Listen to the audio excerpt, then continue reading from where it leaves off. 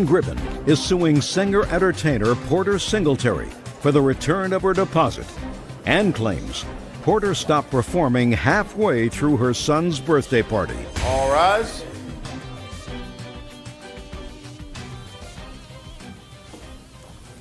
Yeah, this is case number 498 on the calendar in the matter of Gribben versus Singletary. Parties have been sworn in. You may be seated, sir. Have a seat, please.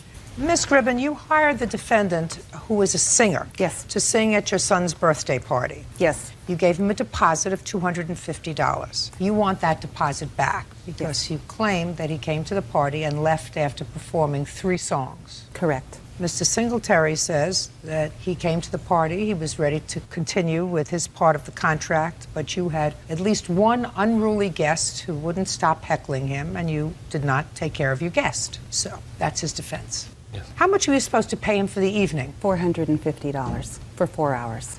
And when did you hire him? I'm not exactly sure of the date. I do have a letter that I did write him enclosed with my check. Okay. What date is on the letter? July 17th. And when was the party? 18th of August. How far do you live from the Gribben home, sir? Oh, 15 minutes. And tell me what happened when you got there. I brought my equipment in.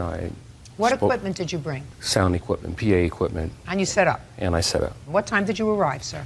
I got there at about 10 minutes to 7. You were due there at 7? I was supposed to start at 7:30. Okay, great. And I actually started at 7:20 because there were guests there. Okay, keep going. So I started singing at about 7:20, doing everything basically that they've always heard me sing in the past at other events. It was about 8:10, still singing. They informed me that the sun was going to arrive. When the sun was to arrive, I was to stop the music and we're going to sing Happy Birthday to him. So we went ahead and we stopped the music. He came in at about 8:20.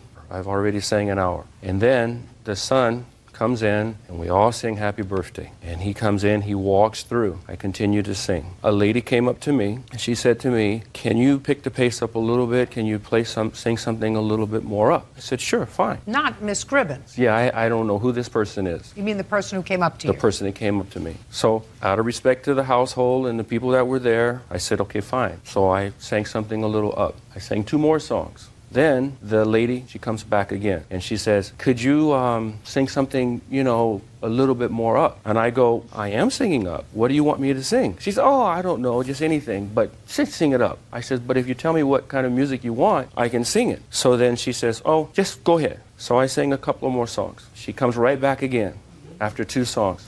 And I said, "What's going on?" And she said, "Well, could you sing something a little more up?" I says, "Look, this is your 3rd time to come to me. You need to tell me what it is that you want." So then she says, "Well, just anything." So I said, "Okay, fine." I turned the music off, and that's when I went in to look for the plaintiff. The lady that had been coming to me to ask me these questions, they were in the room together. And when I came to the door, they were talking about me, and they both turned red in the face because they were saying something. And then I just said, "I don't know who this lady is." I said, "You know what I do? She wants me to do something that I don't know what she wants me to do, and it's total throwing off everything that I do as an entertainer." Within about 2 minutes, all of a sudden some music comes on, blasting, some kind of rock punk music. And I go, "What are you guys doing?" And then so she says, "Oh, I'm so sorry. I can't believe that this is happening." And Who said that? The plaintiff. And then so well, I who changed the music? Who changed the music, Miss Gribben? The bartender. The bartender. Go ahead. So then she said, "Oh, Porter, I can't believe this." And I just said, "Well, you know what? I'm an entertainer and I'm singing, and I sing with a feel. And when you change the mood of the show, it throws everything completely off. And this music, and the kids are just bouncing their head around, and they're into this music." So they're into a little more upbeat music. Up to this music. Okay. You left because of this disagreement that you had with our son's fiancée. Well, whomever this lady was. That was the son's fiancée. Yes. It was the son's fiancée, the girlfriend, yes. Girlfriend. Mm-hmm. Girlfriend, fiancée. Mm-hmm. Now I'll hear you. Okay. I remember it a little differently. First of all, Porter's a fabulous singer. I don't question that one bit. We've seen him at several venues, different places. And nobody's ever had a problem with him? Nobody that I know has ever had a problem with him. Right. That's why you hired him, because you liked the way he sang, and nobody ever had a problem with him. He's a super So singer. now I'm hearing you. But it's a little different. The times are a little different. He wasn't there that long. I remember it that he sang 3 songs. Well, he sang more than 3 songs. Oh, okay. 3 songs last half of the amount of time we've just spent together. Okay. Okay. Okay. Okay. So I know you said 3 songs. That wasn't true. Keep going. Well, what happened was my son's girlfriend did interrupt him. I don't know how many times it was. Porter came to me, what he's saying is true, and he was telling me what happened, and he was upset about it. And when he told me, I was upset about it. I had no idea. But I want to just tell you one thing that was a little different. Porter was going to come that day with a DJ. And what happened was 2 things. He was going to come at 1 o'clock that day, and we were going to go over the song list. But it was his birthday that day, and he called me and said his family was taking him out to lunch. Would it be all right if he didn't come? I said, yes, it's fine. We'll see you tonight. Okay. And then when he got there, I said, where's the DJ? You mean you thought you were going to get a singer and a DJ for $450? Right, well, what planet do you live on? I'm sorry, not a DJ. I'm sorry, DJ equipment. I'm sorry, okay. not a DJ. I'm sorry. So you had entertainment for the entire day. He was going to sing and DJ equipment when he wasn't singing. Correct. For $450. Keep going. Okay, but he got his DJ equipment stolen, and I said the reason I'm bringing that up is I said that was no big deal. I mean, he sings beautifully. Let's go. But what happened was when he came to me and told me that my son's girlfriend was had interrupted him, you know, I told him that I would immediately speak with her, and he's telling the truth. When he stopped playing, the bartender turned the music on. So I told Porter, I said, I'll turn it off. I mean, I begged him to stay. I mean, I told him I'd do whatever I could to, What did you say to your son's fiancée? I asked her, I confronted her immediately because she walked in right kind of behind Porter, and I said, what's going on? And what did she say? She says, well, I just wanted him to play something a little different or something a little upbeat. Well, it's not up to her. Oh, absolutely. I said, let me handle this. And what did she say? Okay, you know, but I mean, I agree that she was rude. But what I told Porter that night, I said, Porter, I mean, you're terrific, and everybody here thinks you are. We want you to stay. I mean, I'll muzzle her. I'll do whatever you want. I mean, it wasn't unruly guests. I mean, it was he has to admit, it was family and friends. Got it. Judge Judy continues in a moment. She's still the girlfriend? Ex-girlfriend now. How much after the party did she become an ex? Couple months. See how things all work out for the best? We didn't really like her. You didn't really? Shouldn't say that. And later today. And her parents probably looked at you like I'm looking at you and saying, why? I raised this nice girl and she brings me home a bum. Why? What happened?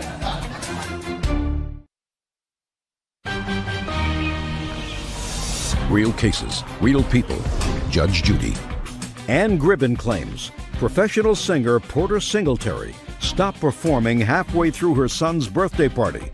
Porter claims he was rattled by one of the guests. He came to perform in good faith. According to you, you've seen him perform at many other venues. Yes, I did. He's never had a problem. Well, not that I know of. If he'd had a problem, you would have known about it if you were there. No, so he's never had a problem. You hired him. He wanted to do a good job. Clearly, something at your son's birthday was so distasteful that he felt as if he was prepared to risk your good offices to say, I'm leaving. I can't work in this kind of environment. You acknowledge that your guest was rude to him. He doesn't have to tolerate somebody being rude to him. You know, it would have been nice if he said, well, I'll suck it up and continue to play, but he doesn't have to tolerate that. He can leave. So the question is, was the time that he spent at your home worth $250, which was your deposit? And it was. He's an entertainer. He entertained. He came to your house. He spent an hour and a half there. He set up. He performed for $250. That's a bargain. He's entitled to $250. So, did your son have a good time at his 30th birthday? We still had a good time, but it was an embarrassing thing. Of course you still had a good time.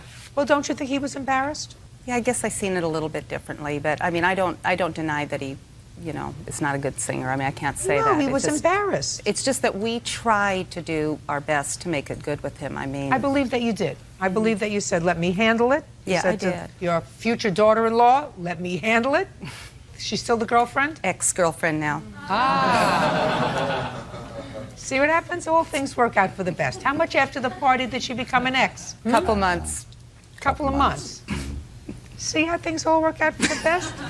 We didn't really like her. Probably shouldn't say that. Well, listen, you never know what's going to happen in the future, so got to keep all your options open. But it sounds to me as if he had a good time at his party. He did. Good. I'm glad. He's entitled to his $250. That's all. Thank you. Parties are excused. You may step out. He did sort of ruin the party. People do whatever they want to do. He left, kind of left me high and dry. I am not there to control the crowd. Yeah, I think he had a bad day. But it is a lesson learned. Lisa Pelisek is suing her former live-in boyfriend, Franz Zygmuntovich, for the cost of items she purchased for his home. Franz is countersuing for unpaid rent. Now, it's case number 433 on the calendar in the matter of Pelisek versus Zygmuntovich. Parties have been sworn in, Judge. You may be seated. Folks, have a seat, please. Ms. Pelisek, the defendant and you were involved in a relationship. You lived together in his home for a period of time. You claim that while you were there, you purchased some furniture for the home, put it on your credit card. The relationship didn't work out. You moved out. He kept the furniture. You're paying the bill. You want that credit card paid. Now, you have the furniture, right? Yes. And you're not paying the bill. I did pay some of it. But you're not paying it now. No. And you say that's all right because? Well, Your Honor, there's a lot more to it than just the furniture issue. You're also counterclaiming because you say she owes you for half the mortgage payment while she was living there. Yes. That's a lot of baloney. No, Your Honor. The way this all began was last year. My sister had reintroduced us at a birthday party I had. My sister. I don't need all that information, sir. We got together. She was married at the time. All of a sudden, she decides she's not happy with him. She wants to get out. Originally, we were looking for a place for her to live somewhere nearby me. At the time, she called me and says, you know what, why don't I just move in with you? I'll stay there. That's all good. She moves in, proceeds that she wants to get this, get that, get this, get that. Well, I already had my house established. I've been living there for over a year, almost 2 years. I had all this stuff purchased for my home. She didn't like the bedroom set. She went and sold that, kept the money on that, bought a new bedroom set. She wanted blinds, Just stuff. just a second. Let's get over this counterclaim first, because when I said that's a lot of baloney, I meant that's a lot of baloney. Because nowhere in your discussion with me, sir, did you say that when she moved in, she agreed to pay half your mortgage. I forgot to mention it. She Well, was yeah, getting... listen, if you start out with a fib, I don't believe what you say. Well, Do you understand? I didn't give you the whole... You didn't let me finish. Go ahead. Okay. Part of the thing was she was getting money from her husband, plus unemployment. She said she was going to help me out with stuff. I was also buying on my credit card items, tickets, concerts. I'm talking about rent. Let's get rid of the rent. Okay. You have a counterclaim for rent. Yes. I said to you that was a lot of baloney. You want to address the rent, sir. Okay. So far I've heard she was getting alimony from her husband. She was getting unemployment. She said she would help you out. Well, part of the deal was she was... No, look at me. Okay. Part of the deal was she was getting money. She said she was looking for a job and was going to help me out. If she's suing me for everything, then she never helped me out with anything. That's not a contract to pay half your mortgage. I never made a contract to pay her credit card Just either. a second. I'm talking about your counterclaim, sir. Okay. In order to have a landlord-tenant relationship, which is what you are suggesting to me, Okay. because that's what it was. You may have shared it. Don't look so unhappy, please. Don't give me the sad-looking face. It doesn't impress me at all. Okay? So, put the smile on the face or just... But this sad face doesn't go far. I have no heart. Do you understand? Perfect. When you form a landlord and tenant relationship, even with somebody with whom you are sharing a bed, there has to be an agreement to pay a finite amount, so much per month, first of each month. Okay. There was never any agreement for that. Yes. Now, I knew that when I read your papers. Okay. You were trying to convince me there was. All I'm saying to you is, I don't believe that there was ever any agreement to have a landlord and tenant relationship with the plaintiff. No. So your counterclaim's dismissed. Okay. If, however, what you're telling... Get the sad face off, please. If what you're telling me is that when she moved in with you and you were sharing a home, sharing your bedroom, sharing your bed, she said, I don't like this bedroom set. I want to get a different one. So she got rid of the old one. Yes. And she purchased a new one. Yes. And she kept the money from the one that she sold. Yes. Wouldn't you have been smarter to say to me at the beginning, no, we didn't have an agreement as far as rent is concerned? Because now I tend to doubt that, that she sold the bedroom set and kept the money. Is she going to tell me she kept the money? If she's not lying. Let's see. Did you keep the money when you sold I the bedroom applied it set? to the Discover credit card. It was $450, and I made the payment on my credit card. Now, why did you get a new bedroom set? Now, look at me. Okay. Why did I you just get did a new not like bedroom? the looks of the old one. You and didn't. We were planning on going to get married, and I was going to live there the rest of my life. He told me that I can... You bought him a present, a new bedroom set. He told me Forget I can it. decorate his house any way I want, and it's not a problem, and he would pay any charges that I put on my credit card that went toward the house. Really? And what were you paying? Don't look confused. It's a very easy question. You weren't paying any rent. Right, nothing. He was providing you with a roof over your head, telephone, gas, electric, water, all that other stuff. My question to you, madam, is your husband was supporting you, which must have irritated the hell out of him, because here he's supporting you and you're living with somebody else, and you were getting unemployment. What were you doing with your money? I was just paying off my bills that I currently had. I had some credit cards and just miscellaneous bills, and whenever I took the children out to do activities. Whose children? I have a son, Zachary, and he has a daughter, Savannah, and we would just go out and do things with that money. Okay, so you bought a bedroom set on your credit card. You kept the money from the bedroom set that you sold. What else did you buy? There were just many, many household items, new kitchen sinks. There were shower curtains, shower rugs, window blinds, just miscellaneous home items, shelving units for the basement. But it all just really added up. And over what period of time did you purchase these things? From the time I actually officially moved in, which was July 16th, until September 15th. Exclusive of the bedroom set, how much did you spend? Exclusive of that, around $3,000. And how much did you pay towards the expenses of the house? Nothing. Consider it rent. You live there with a child? Yes. You think you can get a place to live with your child for $1,000 a month? No. Including gas, electric, telephone, whatever other expenses there are? You can't. Just out of curiosity. Why did you leave? There were problems in the relationship that had developed. I ran out of money is what it was, Your Honor. Yeah. Once I said I had no more. Once I had no more money, she decided to go off on her own. When I wouldn't give her cash, and she said, "This isn't working out, I need to leave," and went back to her husband. Is that where you are now? Yes. Judge Judy continues in a moment. And later today, It's an accident. Yes, it was. That was your fault. Not her ladder's fault, not her floor's fault, not her light bulb's fault, not her light fixture's fault. It was your fault. real cases, real people. Judge Judy. Lisa Pelisek says former live-in boyfriend Franz Zygmuntovich owes for several items she purchased for his home. Oh, I have to pay this credit card, madam. It's your responsibility. You went out, you decorated. I can view this as your capital contribution to your own living expenses, yours and your child's, while you were living together. It's not unreasonable for him to assume that if you went out and bought shower curtains and some rugs for the bathroom, that you intended to do that because you were living there with your child, and that's what you're supposed to do. You're supposed to contribute. You're a grown-up lady. He's not supposed to take care of you. You're supposed to take care of yourself. Your case is dismissed, as is your counterclaim, sir. Thank you. Parties are excused. You may step out. He agreed to support me when I was living there because I was enrolled to go to school. Money issue was always being brought up. It was continually money. Well, my credit card kept going up, and I had to move out before it went any higher. She ended up back with her husband after it was all over and done with anyhow. Mike McDonald is suing his friend's estranged husband, Mike Padani, for assaulting him at his place of business. Mike claims Mac had been seeing his wife. All rise.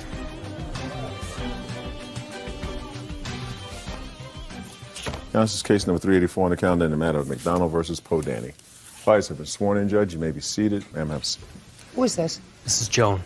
I don't know who Joan Podani. She's a witness to the assault. That's your wife. That's my wife, soon-to-be ex-wife. Soon-to-be ex-wife. Yes. Mr. McDonald, your complaint alleges that the defendant assaulted you. And he assaulted you because he believed that you were messing around with his wife. You want your bills paid, your medical bills, your dental bill. Mr. Podani said he was sort of defending himself because you went after him first. And his honor. Let's see. You weren't arrested for this assault, sir? No, I wasn't. Lucky. Okay, Mr. McDonald, how do you and the defendant's wife know each other? I've worked with her for 6 years. She also is a friend. Tell me when this assault took place. The assault took place September 16, 2006. It took place at my place of work. Me and Joan went to get something to eat. We returned... What time? At 5:30. After the place closed? After work, yes. What kind of work do you do? I do hair for a living. So after work, the place closed down and you and the defendant's wife went out for dinner. Is this the first time you did that? No, I have worked with Joan for 6 years. So you've gone out for dinner before? She's been a manager at a business I owned before. So yes, we've gone out to eat before. Nothing else, just dinner? Just dinner. Ever anything else other than just dinner? No, just dinner. Went out for dinner, that was about 5:30. What time did you get back? 6:30. And you, I assume, came back, you went in one car?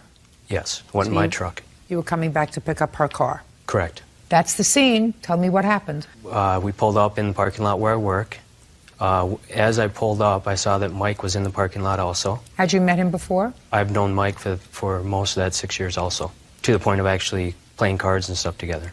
Pulled up, I saw Mike starting to walk towards my truck. When he got up next to my truck, I rolled down my window. Mike punched me through my truck window. I then ended up trying to get out of the vehicle. I was unable to get out of the vehicle because he kept shutting the vehicle. So I went over the passenger seat, got out of the vehicle, asked him what was up. His response was that I was messing around with his wife. We told him that we had gone out to eat.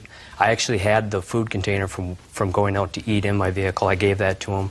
Shortly after, the police responded to the scene, asked what... Who called the police? I think a witness in the parking lot called the police. They responded fairly fast.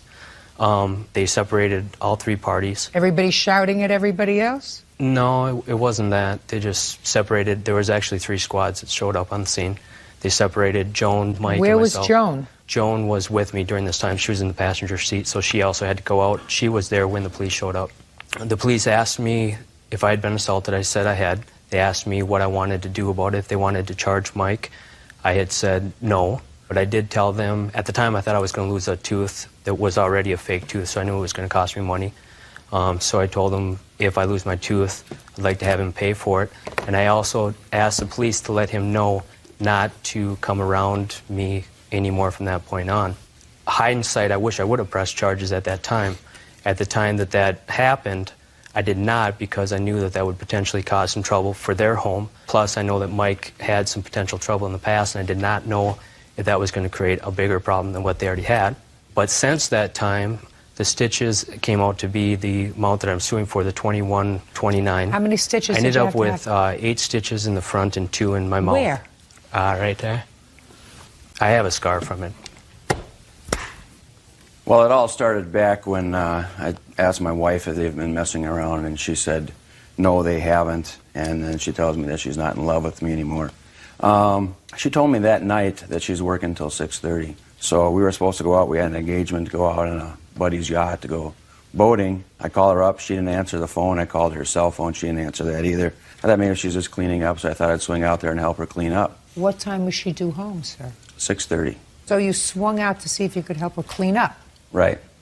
And the place is all locked up, closed up, and her car's sitting out in the parking lot. What time did you get there? It must have been about 5:45. So you waited? So I waited, and I called her on the phone. Of course, she didn't answer. Next thing you know, they pull up together in his truck. I walked up to the truck. I was mad. I was angry at what's been going on because I've been accusing her, actually these two, of for a while now. And I walked up to his truck, and I thought he was going to, since I was mad and angry, I thought he was going to kick the door at me, so I grabbed it, and when he rolled down the window, I punched him. So I'm, defending my family, trying to protect it. And No, you're not. I think I was. And now they're together. Well, but you're not, sir. You're not allowed to do that. Even if they were doing more than just having dinner after work, you're not allowed to put your hands on somebody else. I know I'm not supposed to hit them, So I know why it did you was do wrong, it? but How many other people have you hit when you got angry? none. You've been in trouble with the law before? Yes. For what? Fraud. Nothing other than fraud? No. Is it a long time ago or recently? A long time ago. Okay, what kind of work do you do, Mr. Padano? I do home inspections. You have children? Yes, I have 4. How long are you married? 10 years. How old are your children? I have a 9-year-old with Joan, and I have 2 20-year-olds and a 17-year-old. With your former wife? Right. How long you divorced from your former wife? 15 years. Was it your idea or her idea? Both. So you fell out of love with each other. Right. You fell out of love with each other. Right. And then I raised those 3 kids. Good. I mean, that's nice. But you fell out of love with each other, because Right. that happens. You understood that happens. Right. You didn't beat her up, did you, because she fell out of love with No. you? She didn't beat you up because you fell out of love with her? No. Right? Never hit a woman. But it happens. It happens. It happens. It does. It happens. Happens. She doesn't say that you have the right to Hit him? No, I'm not proud of hitting him, but... Fine, so then you have to take care of his bills. How much were your bills? The medical bills were $21.29. I had to have the truck cleaned out. That was $175. The clothes I was wearing was $125, and I missed a day's work following the incident, which was $500. I was told he didn't miss any work. Whether he missed any work or not, sir, he's not even suing you for pain and suffering, which he should. Absolutely should. You have no right to put your hands on somebody else. He's suing you for $29.29, which is nothing. If he would have sued you for $5,000, I would have given it to him. What? Since then, I've had to get a restraining order against him because he's actually contacted my ex-wife to find out where I live. Judge Judy continues in a moment. You moved on once? You survived? Move on again. How old are you? 41. 41. You're a baby. I got a son 42 years old. He's never been married once. You're looking for wife number 3. Tell me your secret. And later today, Do you have a gambling problem? No. You have a drug problem? No. Your aunt says it was about $150,000 that you blew. She's correct. I just want to cry, Judge. real cases, real people. Judge Judy.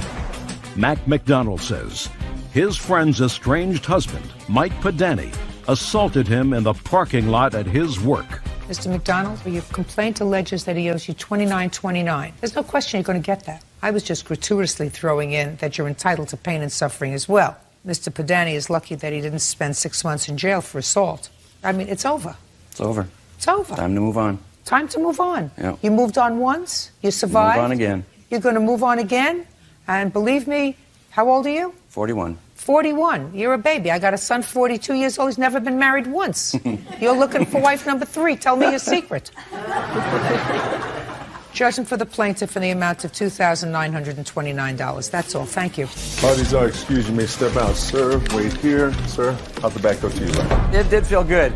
But then, of course, he got out of the truck and hit me. No, I didn't hit him back. I apologized to him right after I did hit him. He's always been very possessive. Well, they've been kind of messing around for a while now. The defendant does have an anger issue. When he was saying that I spoke to his wife, I actually ran into her at a bar, and she was telling me that's why they got divorced, because of those two. He and his first wife had issues, so I think he just kind of carried it over into our relationship. I'm happy it's done. Time to move on.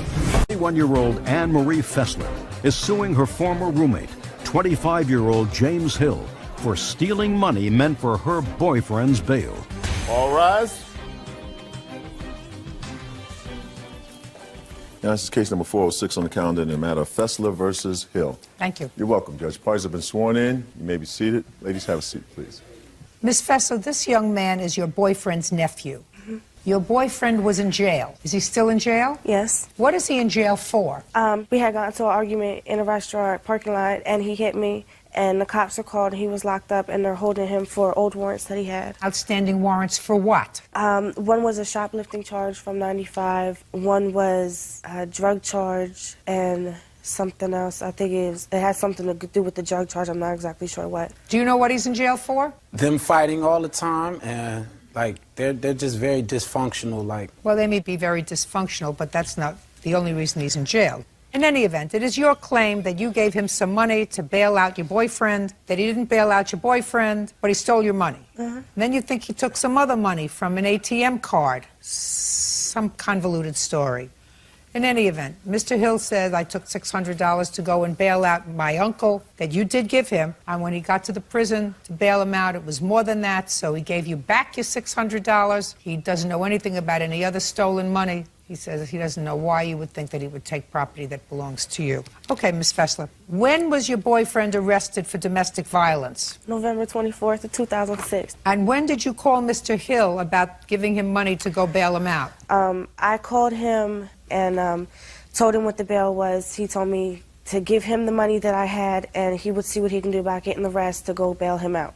I had $700 on me at the time. Where'd you get $700 from? Every month I get $400 from the state. They give me I'm on rental assistance and welfare. They gave me $400 every month. We saved $200 every month for the last 3 months. Just a second. They give you $400 for what? For my kids from welfare every month. How many children do you have? I have 2. So the state gives you $400 a month to feed and take care of your children. And you saved $200. I was taking $200 out every month for my kids' Christmas, and the other $200 I was using to buy their diapers and stuff every month. What other money comes into your house? That's all the money that we have. No. Impossible. They were paying... Impossible. They were paying You our are rent. you, the boyfriend, the two children, living on, according to you, $50 a week, because if they send $400 and you're saving $200, that means that the four of you are living on $50 a week, unless the boyfriend is selling drugs. No, they were paying our rent also. We were getting rental assistance too from welfare. They were also paying our rent, and that was $800 a month that they were paying for us. So they're paying rent. That still leaves you $50 a week to We were feed. also receiving food stamps from them too. We were getting $500 in food stamps too. So were you selling those? No. What were you doing with them? Buying food and formula for my son and my daughter. And what was the boyfriend doing? He was trying to find a job. When was the last time he actually found a job? In the summertime. Doing what? He was working for a trucking company. And what happened to that job? He lost his job because he was late too many days. Why was he late? Because I was sick, I was pregnant, so he was staying up. He was staying home to help take care of me and my daughter while I was pregnant with my son. But you had been receiving welfare for a long time, right? Yes. So why wasn't he working and getting you off welfare before you got pregnant with the last baby? We were having a lot of problems. They were trying to help us out with everything that we could. We were moving back and forth from place to place. We were having problems with my first landlord. Listen, the government wants to give away their money to families who are actually living together. That is something that I am not going to rectify in my lifetime, although I would like to try. What I resent is welfare is supposed to provide people with their basic necessities, not enough money to save. You know, people who earn $25,000, $30,000 a year can't put away $200 a month because they have to use that money to pay for rent, gas, electric, telephone, medical, all kinds of other things, medicines. You know, so even if you're working and working hard and earning a moderate amount of money, you can't save $200 a month. Here, you're saving $200 a month on the taxpayer for Christmas presents. That's ridiculous, if I believed you. So, go ahead. So you had saved $600 so far for Christmas, and you gave him the $600. I gave him the $600 and told him to go down and to the bail bondsman, and they said that they would take $600 to get him out. I gave him the $600. I couldn't go down there. They said that I had to be at least 23 to sign the papers. I'm not 23, so I couldn't take the money down there and sign it. How old are you? I'm 21. So I asked him to take the money down there. He said his sister would co-sign with him. Supposedly they took the money down there. He called me back and told me that the bail bondsman wanted more money, that a charge from New York came up on him. So I went... He's some Butte. So he's got stuff from where? Where do you live? Trenton, New Jersey. So you live in New Jersey? Well, it's not far from New York to New Jersey. He gets around. What happened to the $600, Mr. Hill? All right, Your Honor. First of all, everything she said is bogus. Listen to me. I asked you a question. Yes. I said, yes, what ma'am. happened to the She gave you $600. Yes, that did. you agree with? Yes, yes, ma'am. My question is a simple one, Mr. Hill. And I'm getting hungry. Okay. You understand? What happened to the $600? It went right back into her hand, Your Honor. When? Right after I tried, my witness here, Miss Irvin, she took me to the police station to bail him out. When they told me it was not enough money, I then returned her $600 plus $155 of my own because she asked for extra money to go help pay the fines off before he can get bailed out. I never even asked her for that money back. The following morning, she tells me the money's missing. Someone's stolen the money. I have nothing to do with that. She told you that someone stole that $600? Yes, ma'am. Yes, ma'am. Yes. Okay, he got up in the morning and came downstairs and told me that in the middle of the night he found my front door to my apartment standing wide open. He said the apartment got cold, he came down and used the bathroom, and the door was standing open to my apartment. I was going to my room to go see where my money was. My money was gone. He claimed that somebody came in and took the money. Miss Fessler, you following what I'm saying, madam? Yeah, I want you to listen to me very carefully. What he's saying is I want true. you to listen to me very carefully. We're starting with this premise, Miss Fessler, that the money you gave him, the $600 to bail out your boyfriend, right, was money that the government intended for your children. That's what the taxpayers gave you the money for, to feed and clothe your children, not to use for Christmas presents, and certainly not to use to bail out your drug addict boyfriend. Do you understand? Yes. Good. Judge Judy continues in a moment. Who do you work I for? work for National Fidelity. I'm a junior loan officer. Really? Yes. What's the name of your boss? John. And later today, There was a police outside, and they said, everybody out of the house come out with your hands up. And Grover says, now if they ask you, tell them I didn't change my clothes and I never left the house. real cases, real people. Judge Judy. Anne-Marie Fessler claims former roommate James Hill stole money earmarked to bail her boyfriend out of jail. James says Anne-Marie is making up a story. Now, it matters not to me, and I'm telling this to you from the bottom of my heart. If he stole that money and used it for, I don't know, bought a whole new outfit, had his hair done, I don't know, whatever he did with the money, right? That to me is no worse than what you did, taking the money away from your children to go bail out your boyfriend. What difference does it make to me as a representative of the government? What happened to the misappropriated money? It wasn't meant for your boyfriend. Put your hand down. By giving the money away for bail, you are stealing the money from your children. You can't do that. You get it? Good. So I am totally disinterested with what happened to the $600. Okay. All I know is, as a taxpayer, one thing remains firm. The boyfriend is probably where he belongs, and the $600 was going to get misused, whoever used it, you or him. And I don't care. I got other fish to fry today. What difference does it make to me is whose con it is, his or yours. Now, what other money do you claim he took from you? He took $200 from the Red Cross that they had gave me. My apartment had burnt down on December 4th. We both were given cards from the Red Cross.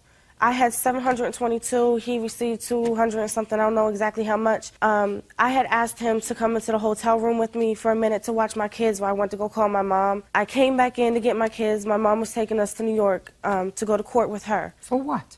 She's having a problem with two of my other sisters in New York. Listen to me. Get to the story.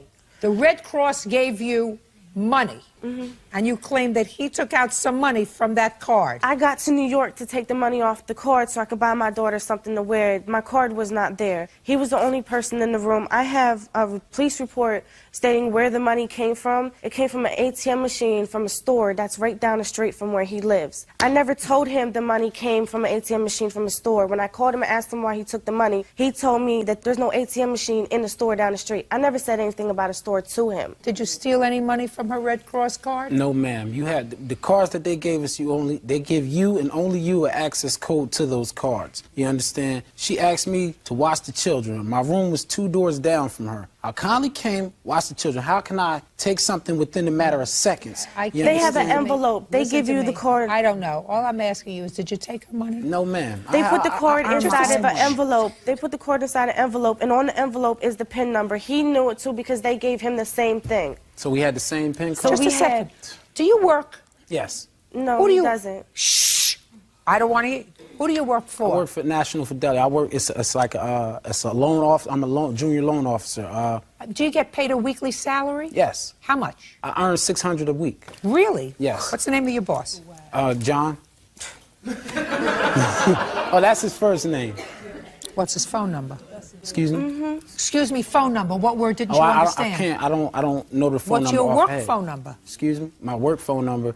Yeah, that would be another. Like, What word everything- didn't you understand? Your Honor, Oh, please, everything is people stored in deserve my each phone. other. Miss Fessler, your case is dismissed. Listen, when the government wants to give people money, the government intends for the people to use that money for its intended purpose. The fact that your Red Cross, also money that you never earned, the Red But I had Cross, lost I'm my speaking, house. you lost your house with money that was given to you by the state. But he still took it from me. I though, don't that know had whether money. he did or not. My sister was there with me. He admitted he told He my admitted. sister Oh, that different he story. had the money. Come. Your name? Tia Dixon. Where do you live?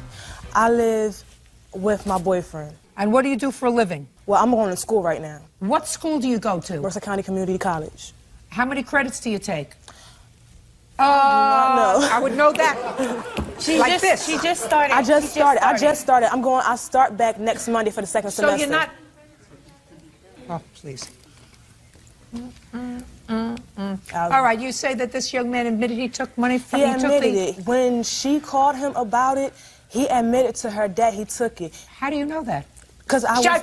Don't speak. Because? Because I was sitting there. Sitting where? I was sitting with her. Yes. And he admitted that he took the money and he started What do you cussing mean, her you were on out. the phone? Yeah, on the phone. She had chirped him up and she said that she wanted her money back. He said, first he started cussing her out. He said, stop effing calling me about this. You call me about this one more time, I'm gonna F up you and your kids. He said, I got the money, you not getting it back. And before I even heard all of that, she called me and said she was going to finally get her money back. She went down to the bail bondsman to wait for him. I'm not talking about the bail bondsman. You didn't understand what I said about the bail bondsman. I'm talking about the ATM. The ATM card. He went and he took the money off the card. He said that he took it. He admitted tell you it that he about took it? He was on the phone with her and he Again, admitted. just a second. He was on the phone again with her at a different time.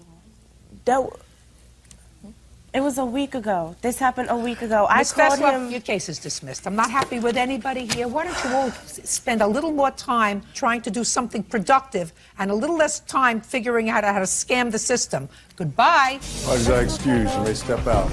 I wasn't spending it for the wrong reasons. That money was given to my whole family. They have no idea what they're doing here. They're very bad actors. 200 me and my boyfriend got, 200 my kids got, so that made it even. With them, it's no help. They're just a lost cause. And now the next case. All parties in the matter of Hill versus Trasati Doherty. Step forward, please. 23-year-old twins, Brian and Rodney Hill, are suing former beach house roommates Samantha Trasati and Natalie Doherty for unpaid rent. Who's Mr. Hill? Both of you. Hill. Who's going to speak for the Hill brothers? I'll start. Okay, tell me your first name. Brian. Brian, where do you live? I live in New York. And where was this share house that you rented? It was in Dewey Beach, Delaware. All right. So this is the situation. You and your brother decided to rent a summer house and go something like this. You rent the house for how much? It was around $20,000. Not around. Give me the figure. It was $20,350. You have a contract? I have the lease. I'd like to see it.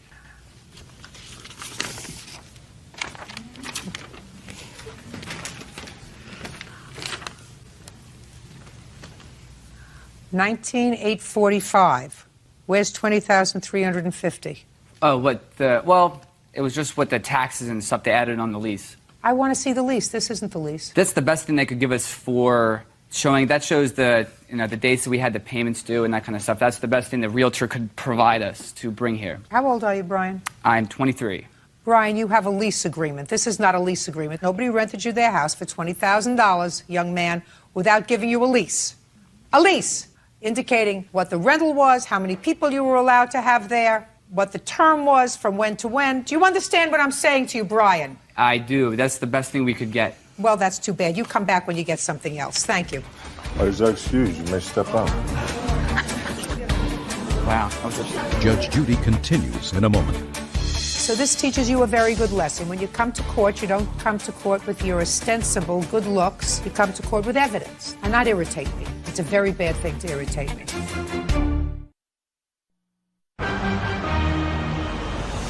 Real cases, real people. Judge Judy. Brian and Rodney Hill claim former beach house roommates Samantha Trasati and Natalie Doherty owe for unpaid rent. The defendants claim the brothers are being greedy. All right, Mr. Hill, I understand from my clerk that you now have a completed lease. I'd like to see it, please. Have you ever been to court before, Brian? Yes, ma'am. For what? When I was 16, I was in court for driving without insurance. Did your parents go with you? Yes. Being cautious with your answers. And when they went with you for insurance, did they bring the insurance card with them? Yeah, and they let me go after that. Right. So this teaches you a very good lesson. When you come to court, you don't come to court with your ostensible good looks and brains. You come to court with evidence. That's what you're supposed to come here with. Do you understand? Yes, ma'am. And not irritate me. It's a very bad thing to irritate me. You all understand that, don't you? All right, so now let's start again. We're going to start off on the right foot this time, Brian, so that I don't think you're an idiot and you know who I am. Do you understand? Yes, ma'am. Very good. You decided to rent a share house. Mm-hmm. You two boys leased it for the summer with the intention of subletting rooms in the share house to other people, a practice that's been going on, believe it or not, since I was born and since I lived back in the Stone Age. You rent a house for $20,000, and aside from other people, you leased shares in the share house to these two young ladies. And it is your claim that while they paid you some, they still owe you some as a result of their lease. The girls say that they have paid you. In addition, they say that there were other people in the house, friends of yours, who used the house various times during the summer, who slept in the house, who were not supposed to be there, and they assumed that they were also paying you money. Is that what you think? Yeah. Well, that also has been going on since the Stone Age. Now, how many people were allowed to be in this house? The house was zoned for 8 people. Our landlord told us if we were to have 9 people in the house, it would be okay. Brian, your lease provides for 8 people. You see, that's why I like to look at a lease. The lease says the maximum occupancy is 8 people. You do read, don't you? Yes, ma'am. I'm going to give you another rule of law. You don't want to be a lawyer when you grow up, do you? No, ma'am. Thank goodness for small favors. This is a contract. And when you have a written contract, you cannot discuss anything that goes beyond the walls of this contract and say, well, it was modified, we modified it orally. It says maximum occupancy 8, but the landlord told me I could have 9 or 10 people. It wouldn't be terrible. He'd let me. Can't do that. That's basic contract law. So if the landlord told you that you could have 9, then he has to put it in the contract. Do you understand? So the maximum number of people that you could have was 8. Okay. This rental property, let's say for easy math, cost you $20,000. Divided by 8. $2,500 a share. So far, is that correct? Well, the shares that we had worked out were $2,100, and I can explain to you how we came to the $2,100. We took the lease amount, which was the 19 and change, and then we took the utilities, the gas and electric bill, and we divided that by 10. Now, the 10 now, for... how can you divide that by 10? That's well, that was illegal. because, well, Samantha wanted her own room because she didn't want anyone sleeping in a room with her, so what she effectively did was Samantha, smart girl. Very, very smart girl, Samantha. All right, so Brian has already violated his lease because, according to you, you were going to have 9 people in the house plus Samantha's double share. Yes, ma'am. So how many people did you actually rent to? It was 9 people. Also, there was one other person who lived there for a month because I left a month early, so I sold the rest of my share to somebody because I left for graduate school. And so, what was that person? His name was Chris. So he paid kind of like a third of mine because he came in and I had left. What's your first name? My name is Rodney. Rodney, are you telling me that Chris was never there at the same time you were? Oh, no, that's not true at all. He was... Right! Because that's their complaint, you see. That's their complaint, that there weren't 9 of you, there were 10 of you. And when you originally divided the number of shares they were going to be, even if there were 9, which was illegal, you brought in somebody else to make a 10th person. And that person was there sometimes when you were there and sometimes not. Ma'am, the girls had female friends that had practically moved in with them. We absolutely never said anything about that. Did they? Yes, ma'am. Did they? When you say practically moved in with them, 2-3 weeks at a time. 2-3 full weeks at a time. Came Give me and the did name. Erin. Okay, her friend. Natalie had a friend that would come every weekend. Name? Lauren. And then for quite some time, there was a girl that stayed in her room, and her name Natalie, was Erin. who's Lauren? Lauren is a friend of mine that came to visit me a couple times this past summer. And I mean, I had no objections to it because she's welcome to me into her home multiple times. But they had people coming into this house almost every weekend from DC, from wherever. And I would say, oh, Brian, who are these people? They're weekenders. Don't worry about it. They're paying too. So are you telling me that Brian told you that they were paying? Oh, yeah. Oh, yeah. When you had your friends visiting, were they paying? No. All right. Go ahead. What we did was we had weekenders who would come in and they paid like a very reduced rate, and we used that just for the house, to keep the house up and running, to pay our TV bill. We had TV's bills that were $300-400. We had them pay that. We are absolutely not interested in nickel and diming our friends. We put up the money for that house solely because 9 of us wanted to get a house, and we were the only people that were able to do so. We had absolutely no interest in getting money out of this. Brian, let me explain something. You cannot do that. You cannot unilaterally say, I am going to modify the terms of our lease agreement, whether it was an oral or a written lease, for 9 people and say, well, we're going to have 15 people in total. Some are going to be weekenders. And I'm going to use that money to defray any other costs that we might have. Let's say we want to throw a party or two. Let's say we want to bring in beer, we need some liquor, or we need some other stuff. That money will defray those costs. You can't do that. Your agreement with them doesn't give you that right. Now, how much money do you say that the girls owe you, and how much did they pay? Samantha was up to $42 for her 2-person share. She gave us $3,500. We were asking her for another $7.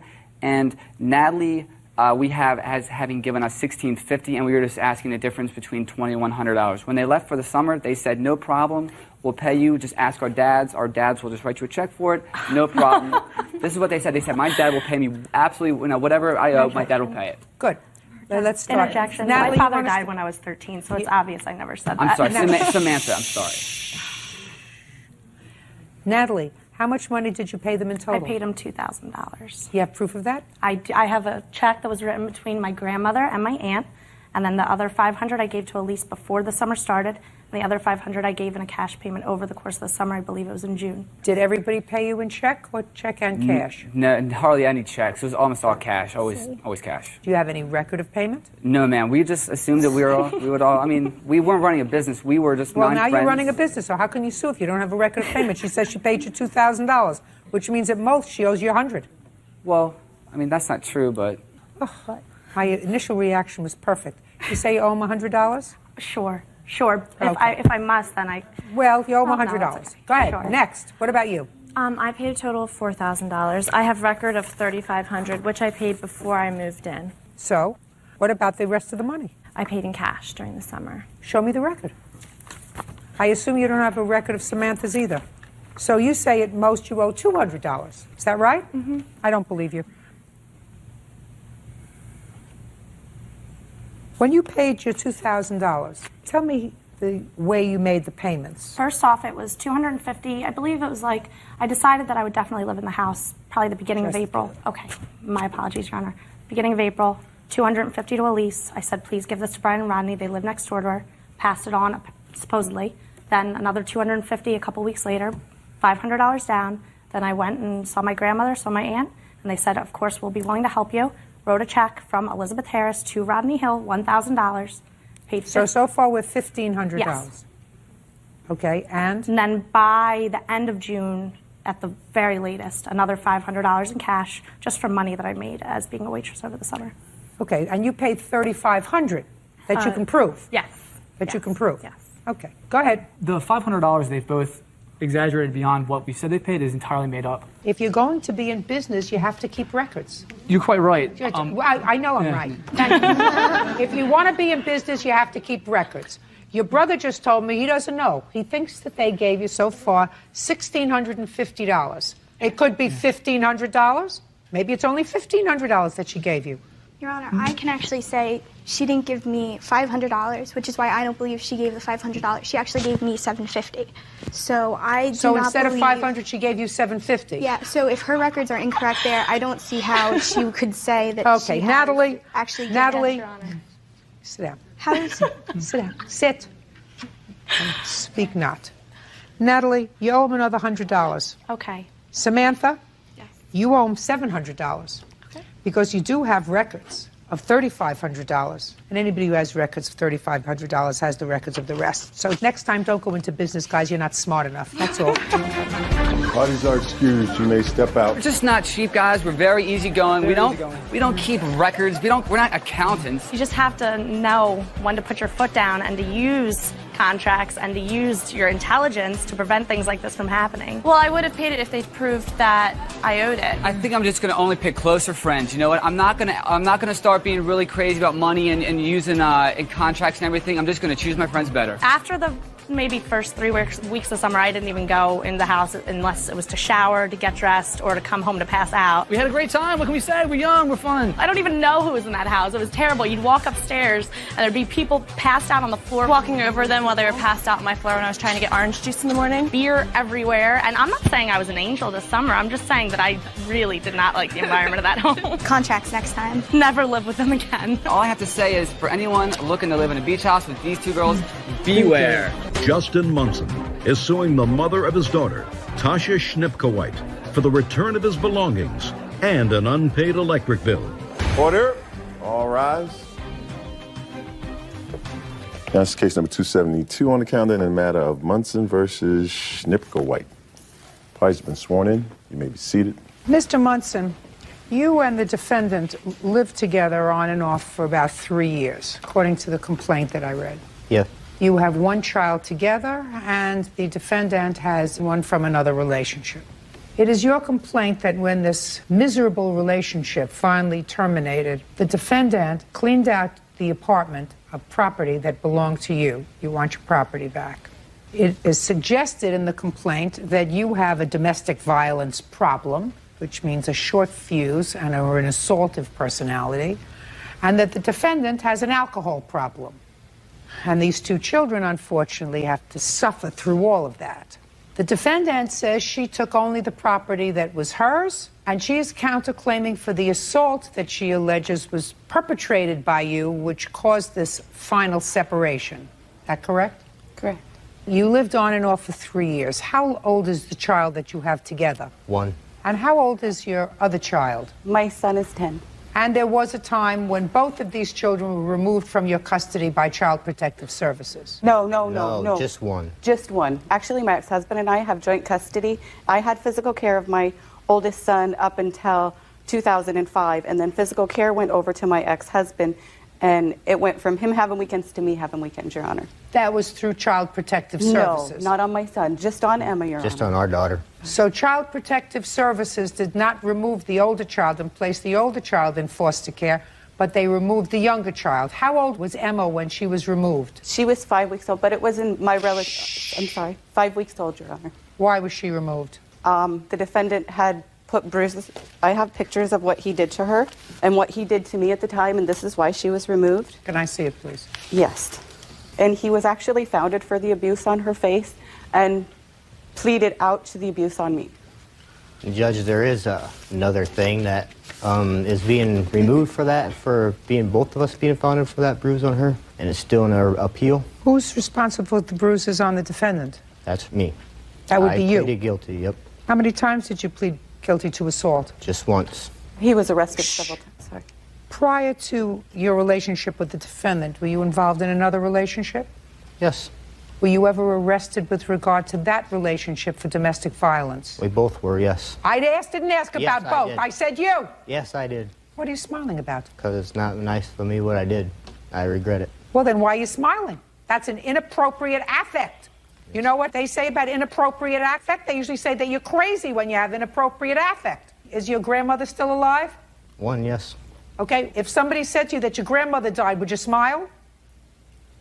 Probably not. Right, because that would be an appropriate affect. You would look sad. You would say, oh, my goodness.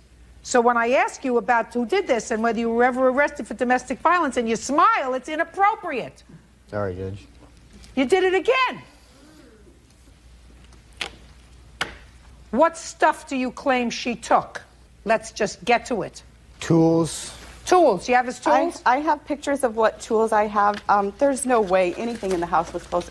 Listen to me. Yes. Stop shaking. I'm sorry, Your Honor. You have his tools? No, not the tools that he claims. I don't care tools he claims. The tools that you have. You have tools. 1 toolbox and 1 tote of tools. Good. Very, very good. You're going to return those to him? I absolutely will. Absolutely. Within 5 days. You get your tools back, sir, within 5 days. What else do you claim she has of yours? Leather jacket. A leather jacket. Do you have it? I could have it. I wore it when I was pregnant. Listen to me very carefully. I want you to give him back his leather jacket. Okay. Perfect. What else? A pool stick. There's a pool stick? Yeah. You never hit her with it. Look at me. I'm talking. You never hit her with the pool stick, did you? No. Do you have his pool stick, madam? I don't believe so. She has no pool stick. What else? Half a utility bill. Forget it. And my Mark Martin You what? My NASCAR stuff.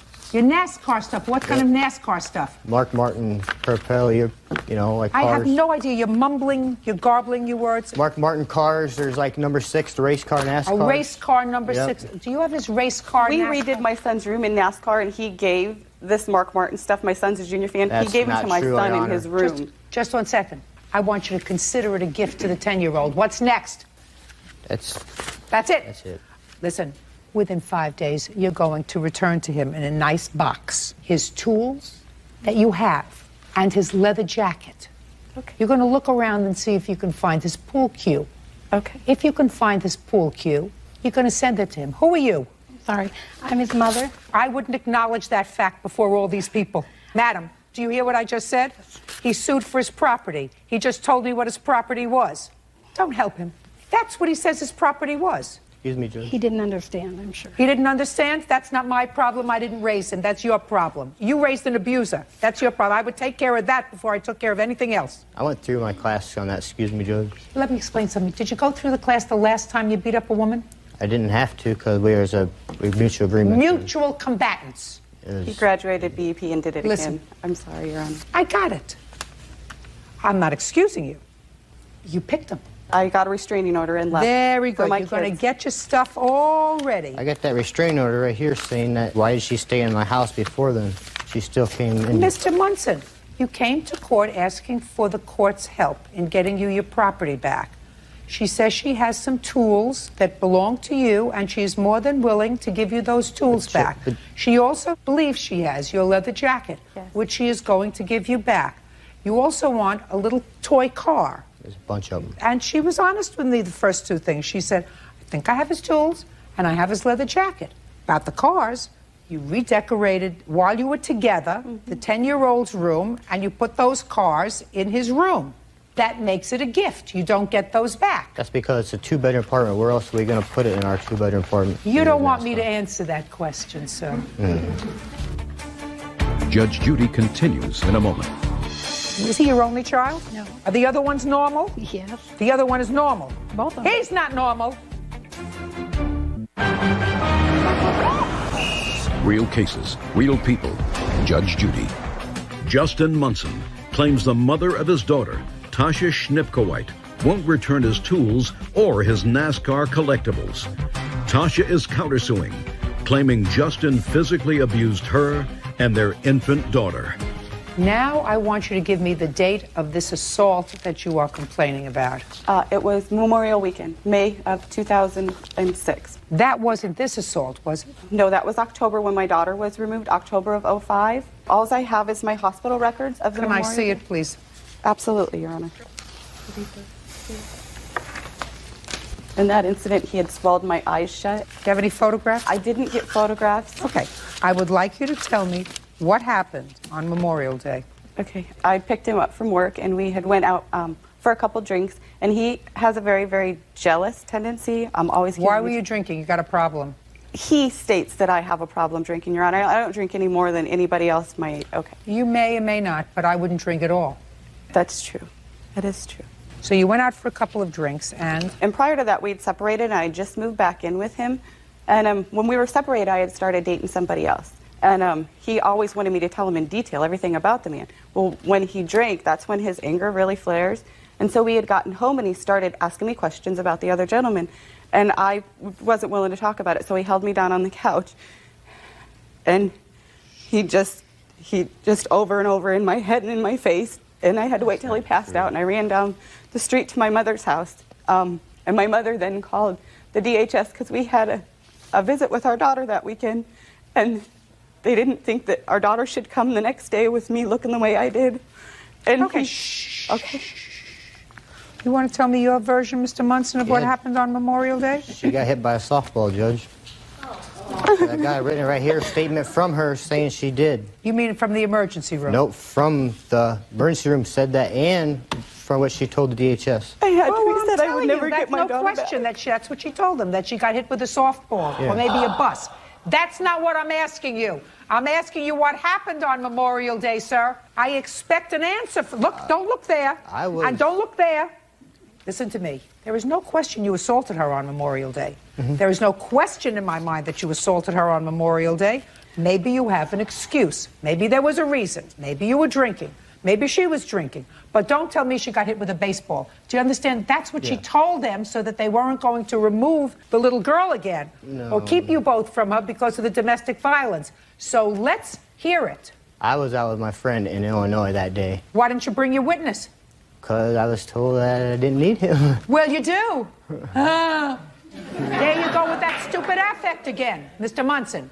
You want to tell me what happened on Memorial Day? I came home at 11 and she came home next day. I don't remember what day it was, but it was the next day at 5 in the morning and her eye was swollen shut and we took her to the hospital about 10, 11 o'clock in the morning. Your Honor, we went to his mother's that weekend and she's the only one that knew the truth. Just a sec. Let me tell you something. I'm not going to get the truth out of his mother. She's going to continue to cover for him like she's been covering for him his whole life. Yes. But I know that he assaulted you. No question.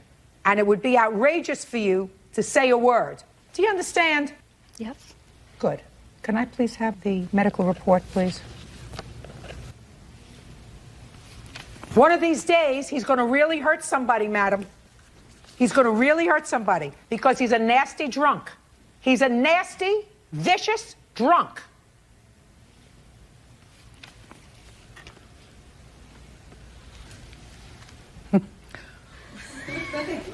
Tasha stated that she received the bruising on her face, arms, because they're concerned about returning this child to a household where there is domestic violence. She received the bruising on her face, arms, and inner thigh at the end of May from a baseball.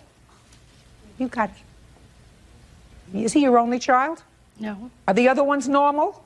Yes. He's married and has a child. The other one is normal? All of them. Both of them. He's not normal. He's not normal. Judge Judy continues in a moment. When you bring a child up in an abusive household, like you did, that's what they become. They become an abuser. And later today, the defendant says that you did finance some reconstructive cosmetic surgery. She wanted to start a new life, and no cosmetic surgeon is going to take payment, so I paid for it up front.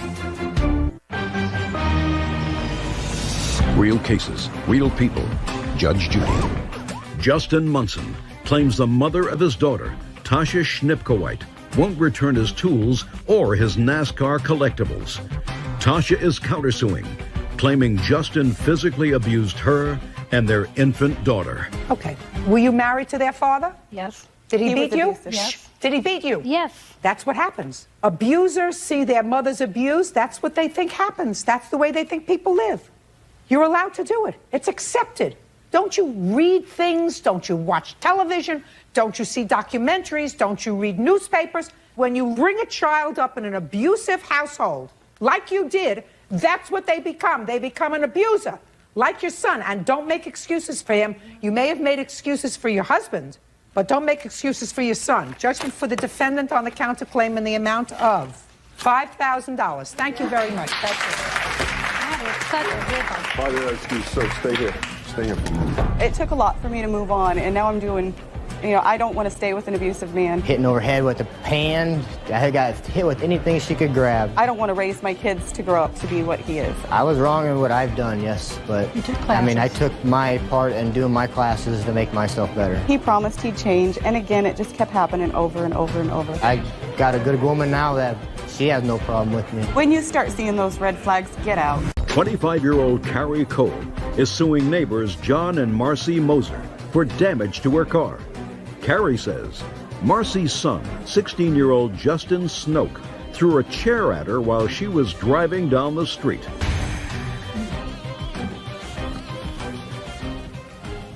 That's case number 280 on the calendar in the matter of Cole versus Moser. Parties have been sworn in, Judge. You may be seated. Folks, have a seat, please. Miss Cole, the defendant's son, that probably would be you, yes, ma'am, threw a chair at your car. Yes, ma'am. And allegedly damaged it. And you want the defendants to pay for the cost of repairing your car. Correct. Me, I'd want the kid to pay, but he's only 16, so if I rule against the parents, it's the parents' responsibility to torture him by hopefully making him get a job and do something. You can stand up next to your parents, please. The defendant says that he did throw a chair at your car, right? Yes, I did. But that you deserved it. right? Yes. Miss Cole, do you know these people? Not very well. They live up the street from me. How long have you lived there? About a year. How long have you lived in your house? A year. And who do you live with, Miss Cole? I live with my boyfriend, Derek Nesbitt. When did this incident occur? It was August 21st of 2006 at 9:30 p.m. Tell me what happened.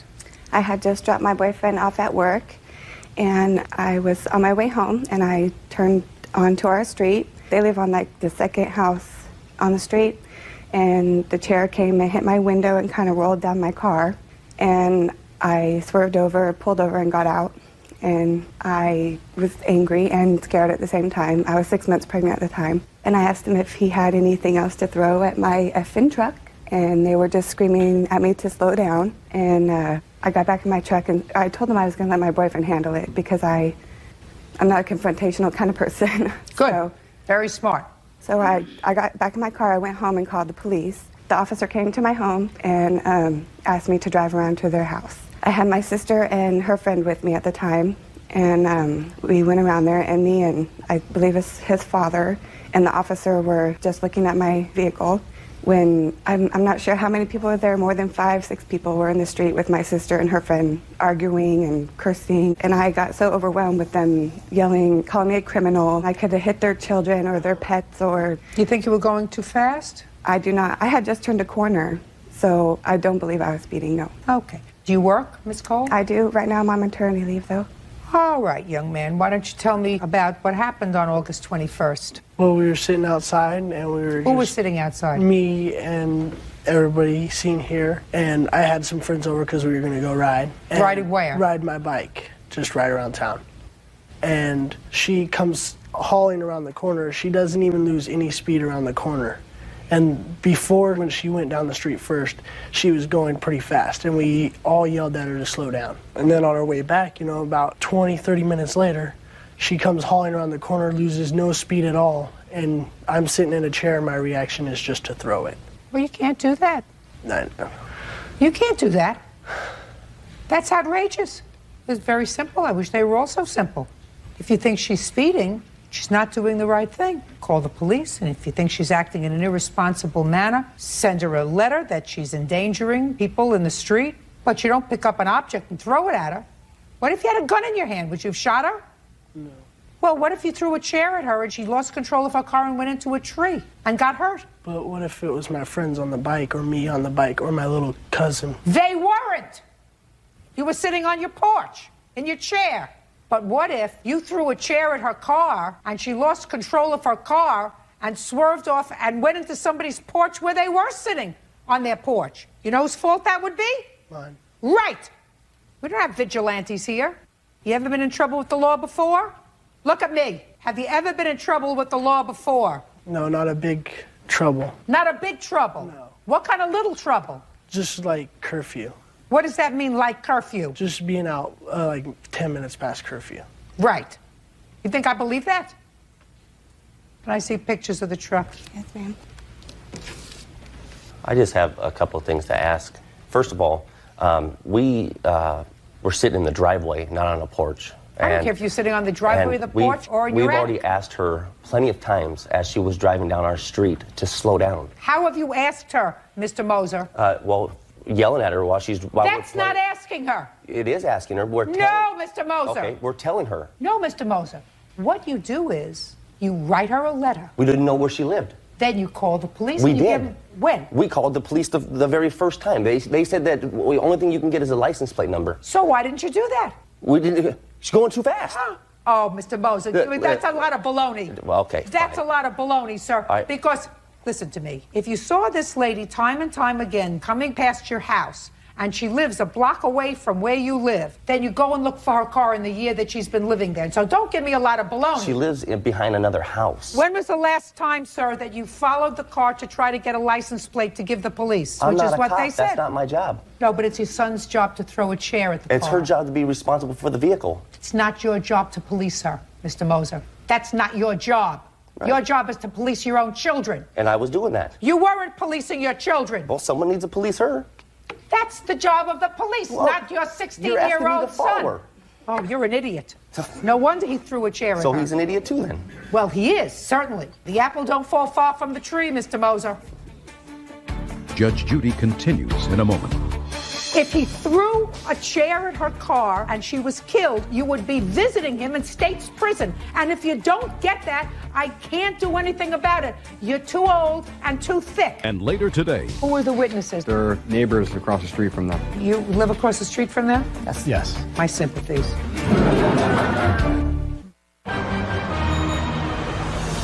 real cases, real people. Judge Judy. Carrie Cole claims neighbor Justin Snoke threw a chair at her car while she was driving down the street. Justin says Carrie was driving like a maniac. Listen to me very carefully, sir. If she's doing the wrong thing, it's not the right of a citizen to do any more than report the action to the police. It is not the right of a citizen to pick up a chair and throw it in her car. Okay. Do you understand? I Let me give you that. another example, sir. Let us say you're standing over an overpass with a large boulder, and you see someone going 85 miles an hour in a 55-mile zone. You think that you have the right to drop that boulder on their car? No. Why not? That's your theory. Your theory is you're endangering people, and therefore I have the right to protect my family. You think your son would have the right to do that? Absolutely not. That's not what I'm saying. We were playing ball out in the street.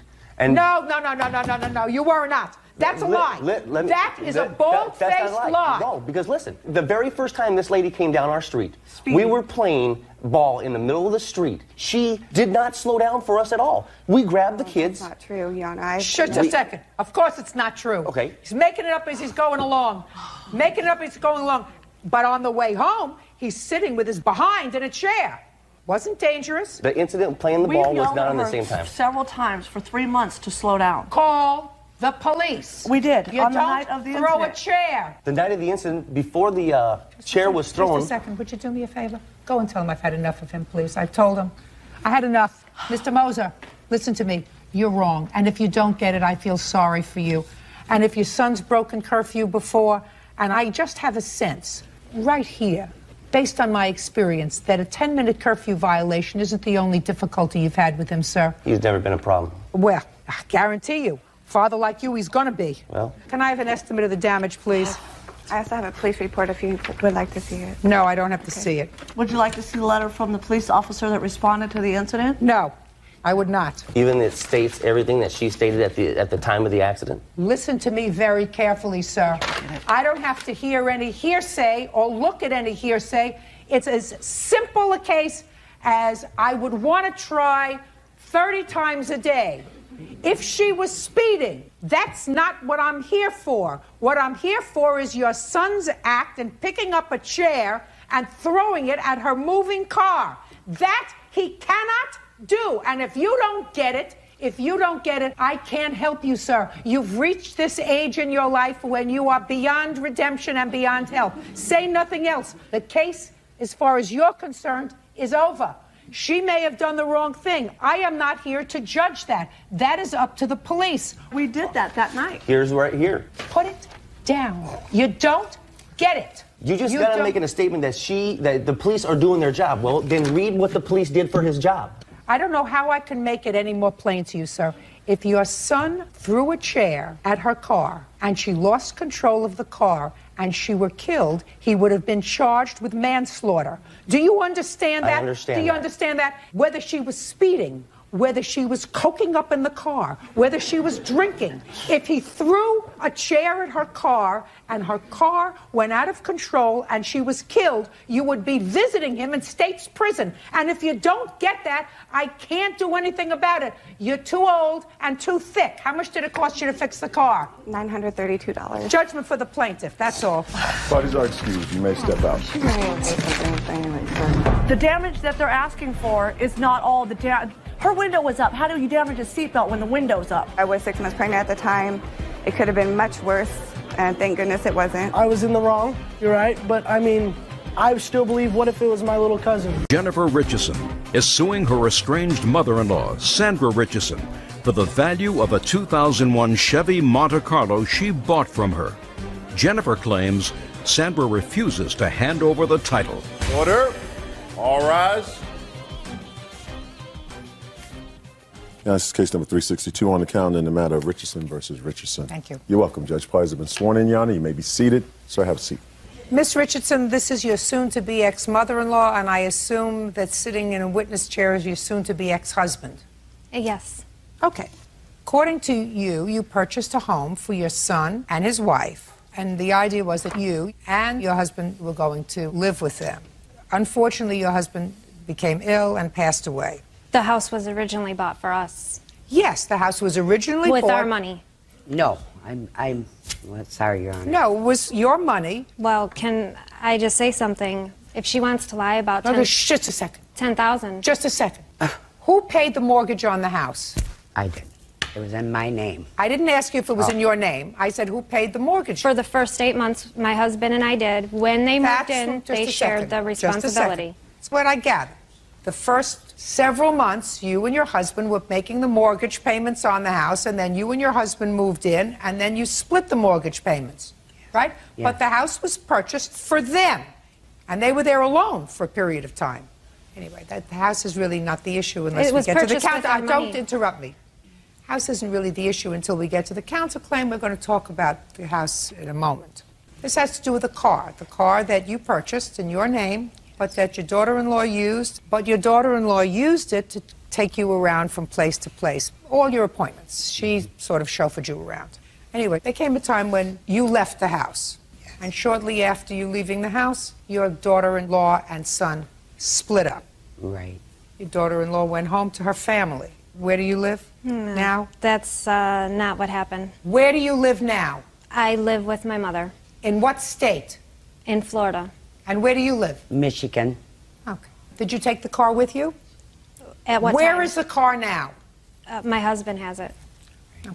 It is your claim that you wanted the car, and your mother-in-law said you have to pay for it. You were annoyed that she said that you had to pay for it because you always thought it was your car, but you sent her $3,000. She doesn't deny that you sent her the $3,000. But she never sent you the title to the car and never sent you the car. So you want something. You want either the car or you want your $3,000. Mother-in-law says the $3,000 was for other bills that were outstanding. And in addition, she's counterclaiming because she says when you moved out of the house, you took her property, some appliances and things that belonged to her. So I'm going to cut right to the chase. Mrs. Richardson, since you acknowledge that your daughter-in-law sent you $3,000. What did she send you the money for? I asked for $5,000 for the car. She sent me $3,000. They owed me like $6,000 just back rent, so I don't figure the car is paid for. Wrong. If you asked $5,000 for the car and she sent you $3,000, you can't offset that. Get the money that they owe you from rent from your son. Get it from him, not from her. May I speak? When it's your turn. Okay. She stole $20,000 worth of appliances and stuff. Listen to from my me. home. When you purchased this house, for the first 8 months, where she and your son lived there, were the appliances in the house? There was old appliances. I purchased all brand new appliances. And when you went home, after your husband died, when you left, in what month was that? Around May, about the middle of May. Of 06? Mm-hmm. And when did the two of you split up? August. And between May of 06 and August of 06, where were the appliances? They were in the home when I left. And where did you go? From Florida back to Michigan? Michigan. Mm-hmm. And what did you take with you when you went? I took my grandfather clock, my big TV, left leather furniture, all the appliances, everything in the home when I left because it cost me so much to move all the stuff. So I left it for the kids. Absolutely right. So it was a gift. So let me explain something to you, Miss Richardson. Don't get involved between your son and your daughter-in-law. The courts will determine if she took marital property, because once you made a gift to them, you didn't make a gift to your son. Listen to me. Okay. You made a gift to them. You left it when you moved back to Michigan in May. You left it as a gift for the kids. And if they had stayed together as husband and wife, they would have had all the appliances. The problem is they split up. And then you said, well, I don't want her. She's a stranger to me now. She can't take this property. I bought it. It was a gift. Once you give a gift, you can't have sticky fingers. You can't say, well, it's a gift, but I'm going to hold on to it. But I bought it as myself because I lived there. I don't care. When you left it there. And you didn't abandon it along with the leather sofa. You took what you wanted. You took a grandfather clock, you took other things that were important to you, and you left the other things there for your children. Then, so it therefore became marital property. She had no reason to steal it, though. She didn't steal it. It was a gift. It wasn't really a gift. Well, it Miss was 'cause I Richardson, lived I'm there. trying to explain to you, madam, you're not getting what the law is. That's the law. And if your son, during the course of the divorce proceeding, says, well, she took this marital property and she had no right to take the marital property, a judge will decide that. But it's not yours. You can't sue for it. You gave it away. You gave it away to them. And as between the two of them, a court will determine whose property it was, whether she cleaned out the house or whether she didn't. But it's not yours anymore. You gave it away. Judge Judy continues in a moment. When I moved out... Where did you go? I went to a friend's home. Boyfriend. It's going to be over. Do you understand? It's going to be over. Jennifer Richardson says her estranged mother-in-law, Sandra Richardson, refuses to hand over title on a car she bought from her. Sandra is countersuing, claiming Jennifer stole appliances from her home. Let's get to the car. When did you tell your daughter-in-law that you wanted $5,000 for the car? Before I left the home. So that was in May of 06. Mm-hmm. Is that what she told you in May of 06? She wanted $5,000 for the car? My husband and I discussed it, and I told him I don't feel I owe her anything for this car. I have been a personal slave to her, driven her anywhere she's asked me to go. Well, listen to me. Broken in Don't sorry. speak. Just because you think that doesn't make it the law. Car is titled in her name. You took her where she had to go. You also used it for yourself when you had to go to, I don't know, bowling, Pilates, hairdresser appointment, whatever. Right. You took the car yourself. So, in exchange for that, you had a car. And what you did was you drove your mother-in-law around. When you weren't driving her around, you were using it yourself. So whether you thought that you were entitled to it or not, that's totally irrelevant. She said she wanted $5,000 for the car. You go back to Florida. When did you have a discussion with her and send her $3,000? My husband and I discussed it, and I said all I can get is $3,000. Where did you get the $3,000 from? Look at me. Don't look down there. My mother obtained a loan. When? It would be late May, and I made the deposit in June 20th. Before you and your husband separated? Yeah. Mm-hmm. And you gave her a check in late May for the $3,000? Well, she was gone, so we deposited the check into her bank account. And we gave her the mortgage money as well. You'll see it's $4,000. No. That has nothing to do with it. She already told me. She wanted $5,000. You sent her $3,000. She considered it for other bills. She can't do that. Where's the title to the car? The original title was destroyed. And here's what I paid for the car. Can be destroyed? Here, ma'am. Lost in the mail. What? Lost. She took my mail for 6 months.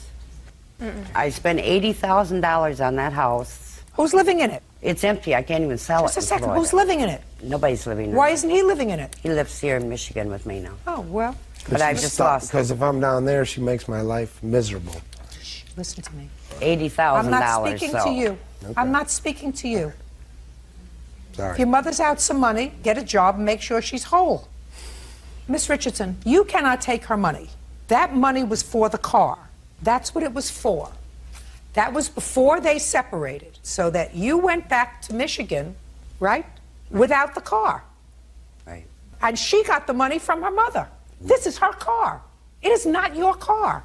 Don't get in between your son and his wife if they're in the process of divorcing. So this $80,000 that she's actually I spent, I know she got money. She kept my mail. She run my cell phone up to $1,000.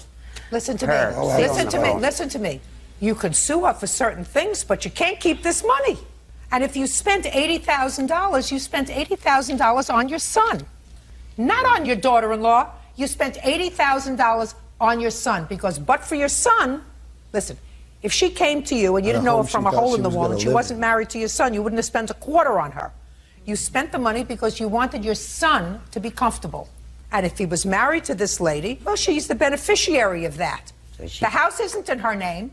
The house is in your name. I'm losing that, too. So. Well, sell it. Meanwhile, you have to sign the title to the car over to her because the car belongs to her. You accepted the money for it, It's not paid for. What do you mean it's not paid for? $3,000 isn't $5,000. Listen to me. You said you wanted $5,000 to them before you left. There was conversations that took place between the three of you. There's no question in my mind about that. There is also no question in my mind that you accepted the $3,000 in payment for the car because you took it and you spent it. It wasn't until 3 months later, when they separated, that you said, well, that money was for other things. No. Doesn't go that way. So she doesn't go that way. This is her car. And don't put yourself in the middle of these two people. You spent money. It's unfortunate. The marriage didn't work out. The marriage didn't work out, and it's over. And there were certain things that she took appliances from the house. I'm sure that there were certain things that your son took. What did you take from the house, sir? Stand up next to your mother and just answer my questions. Now that you moved back to Michigan, what did you take with you or sell? Nothing. Because she emptied the house. Don't listen to me. She didn't empty the house. Yeah. She took the appliances, according to your mother. Emptied it. My clothes, every personal belonging I had, premarital. She emptied the house. I came back to an empty house. My mom blew $80,000. Just a second. Did you take everything from the house? Yes. Everything. Just a second. Shh. Don't speak. Did you take everything from the house? Not every single thing, no. Yes, she did. Don't speak. What did you take from the house? I took whatever I would need to have the kids having the same normal life they had before. How many children do you have? 2. How old are they? One to be 12 and one to be 5. Shut up! Don't speak! Don't speak. Where were you living? In Michigan? When I moved out, Where did you go? I didn't have a home. So where did you go? I went to a friend's home. Boyfriend. And it's going to be over. Do you understand? It's going to be over.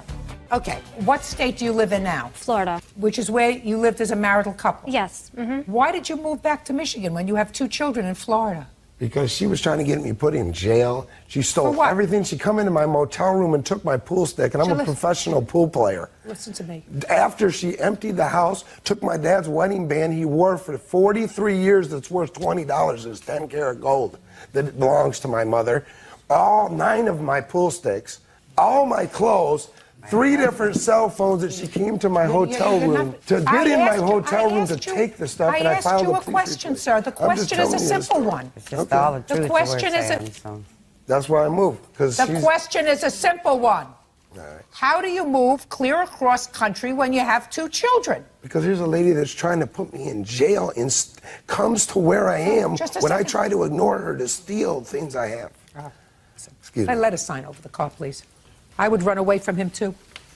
Really? Sign it. Car belongs to her.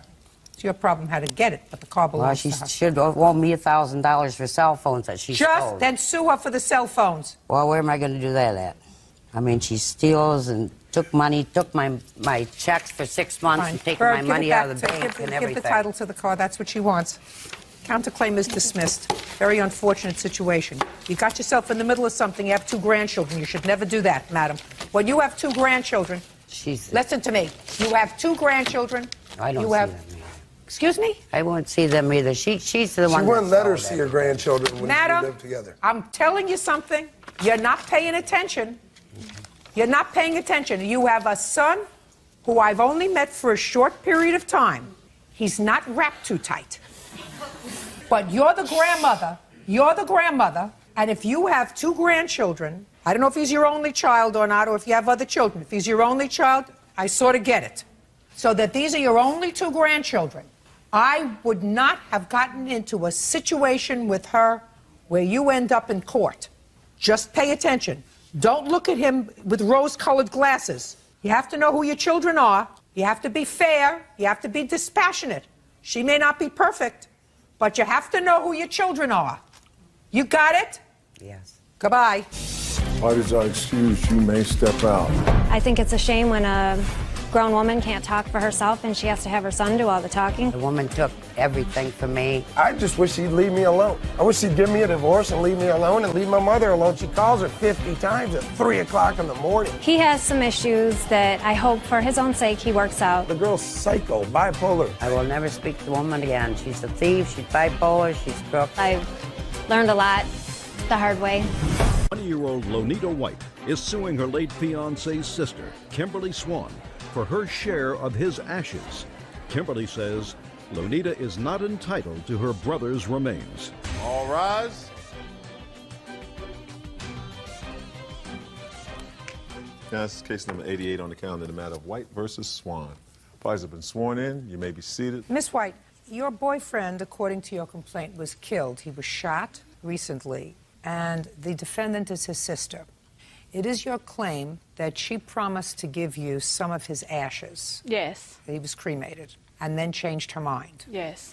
Miss Swan says that you are no relation to the family. You were not living with her brother. You were certainly not married to her brother, which would give you any legal status if you were his wife.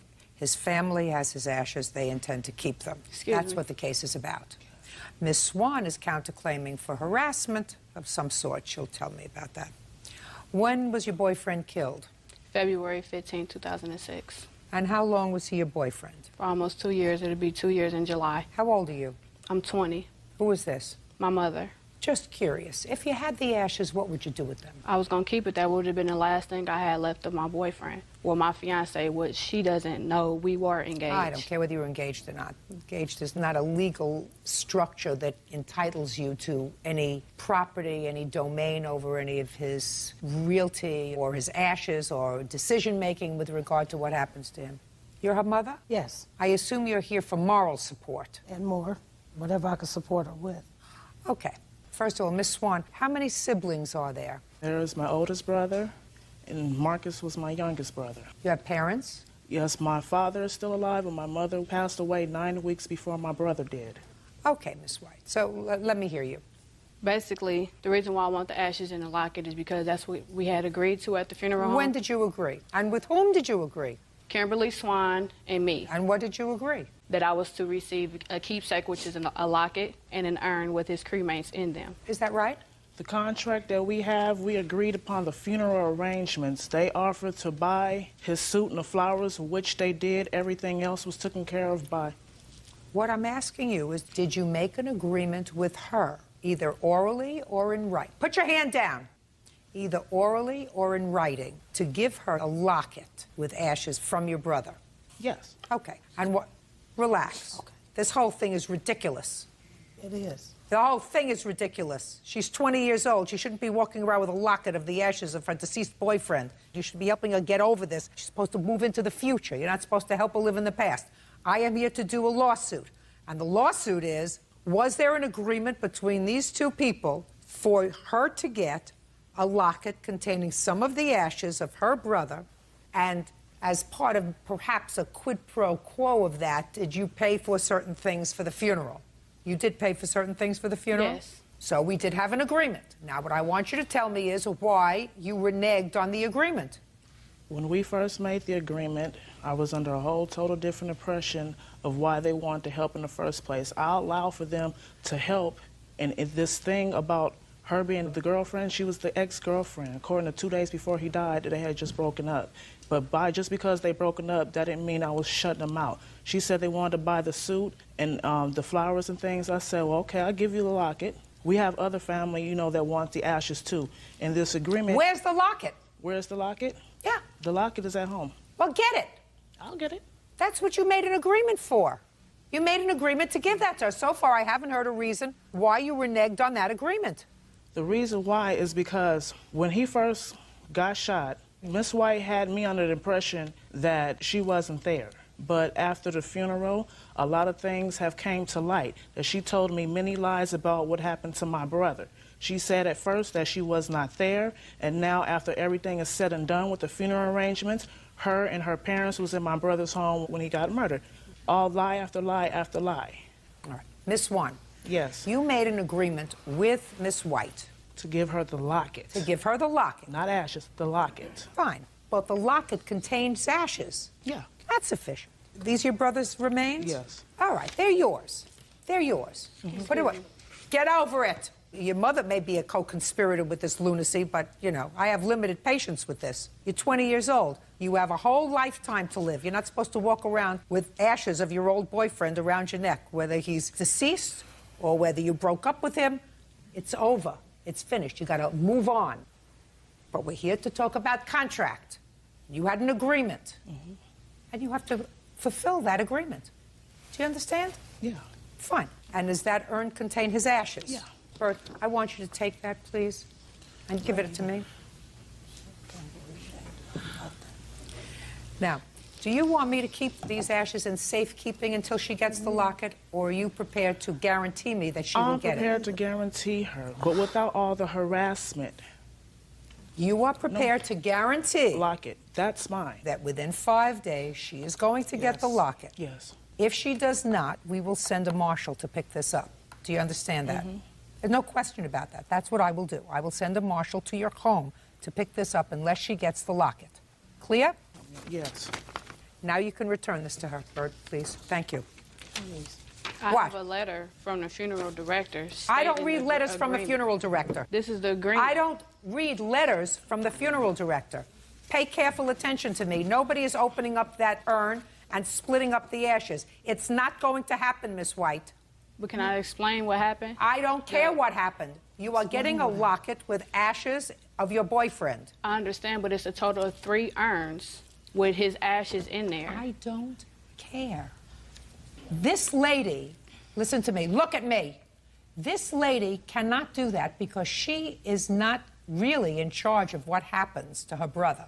Because the next person in the family who is really responsible for making those judgments is your boyfriend's father, not her. She may have made the arrangements, but she's not the person who is authorized by law, unless he had a will. Did he have a will? Of course not. Not that I know. No. Of course not.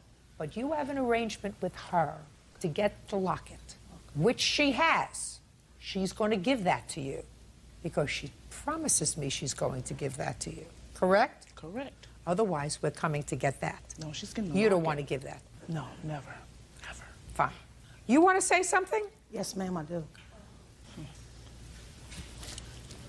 First of all, I'd like to say that Kimberly has not been harassed. I'm not asking you about that. I haven't gotten to the counterclaim yet. Okay. About the funeral arrangements. My daughter was promised an urn and a locket. This is the letter from the funeral director stating the With the urn agreement. and the locket from Kimberly's own statement. That's all I'm saying. She's due more than just a locket. Sit down. No problem. You didn't have on your listening ears. You should have. I did. You should know. You didn't hear what I said. Now I'm prepared to hear your counterclaim. Go. My counterclaim is for harassment, which they have. They have been harassing me ever since after the funeral. Once everything was done and over with, then I get the harassment before the urn shipment even came. This woman had the audacity to call me, yelling at me, telling me that I did not love my mother or my brother. I had just lost both of them. How dare she call my house like that, harassing, and then she sent somebody to my job. They came to my house one time by themselves, trying to retrieve the urn, not the locket, but the urn. They want the urn.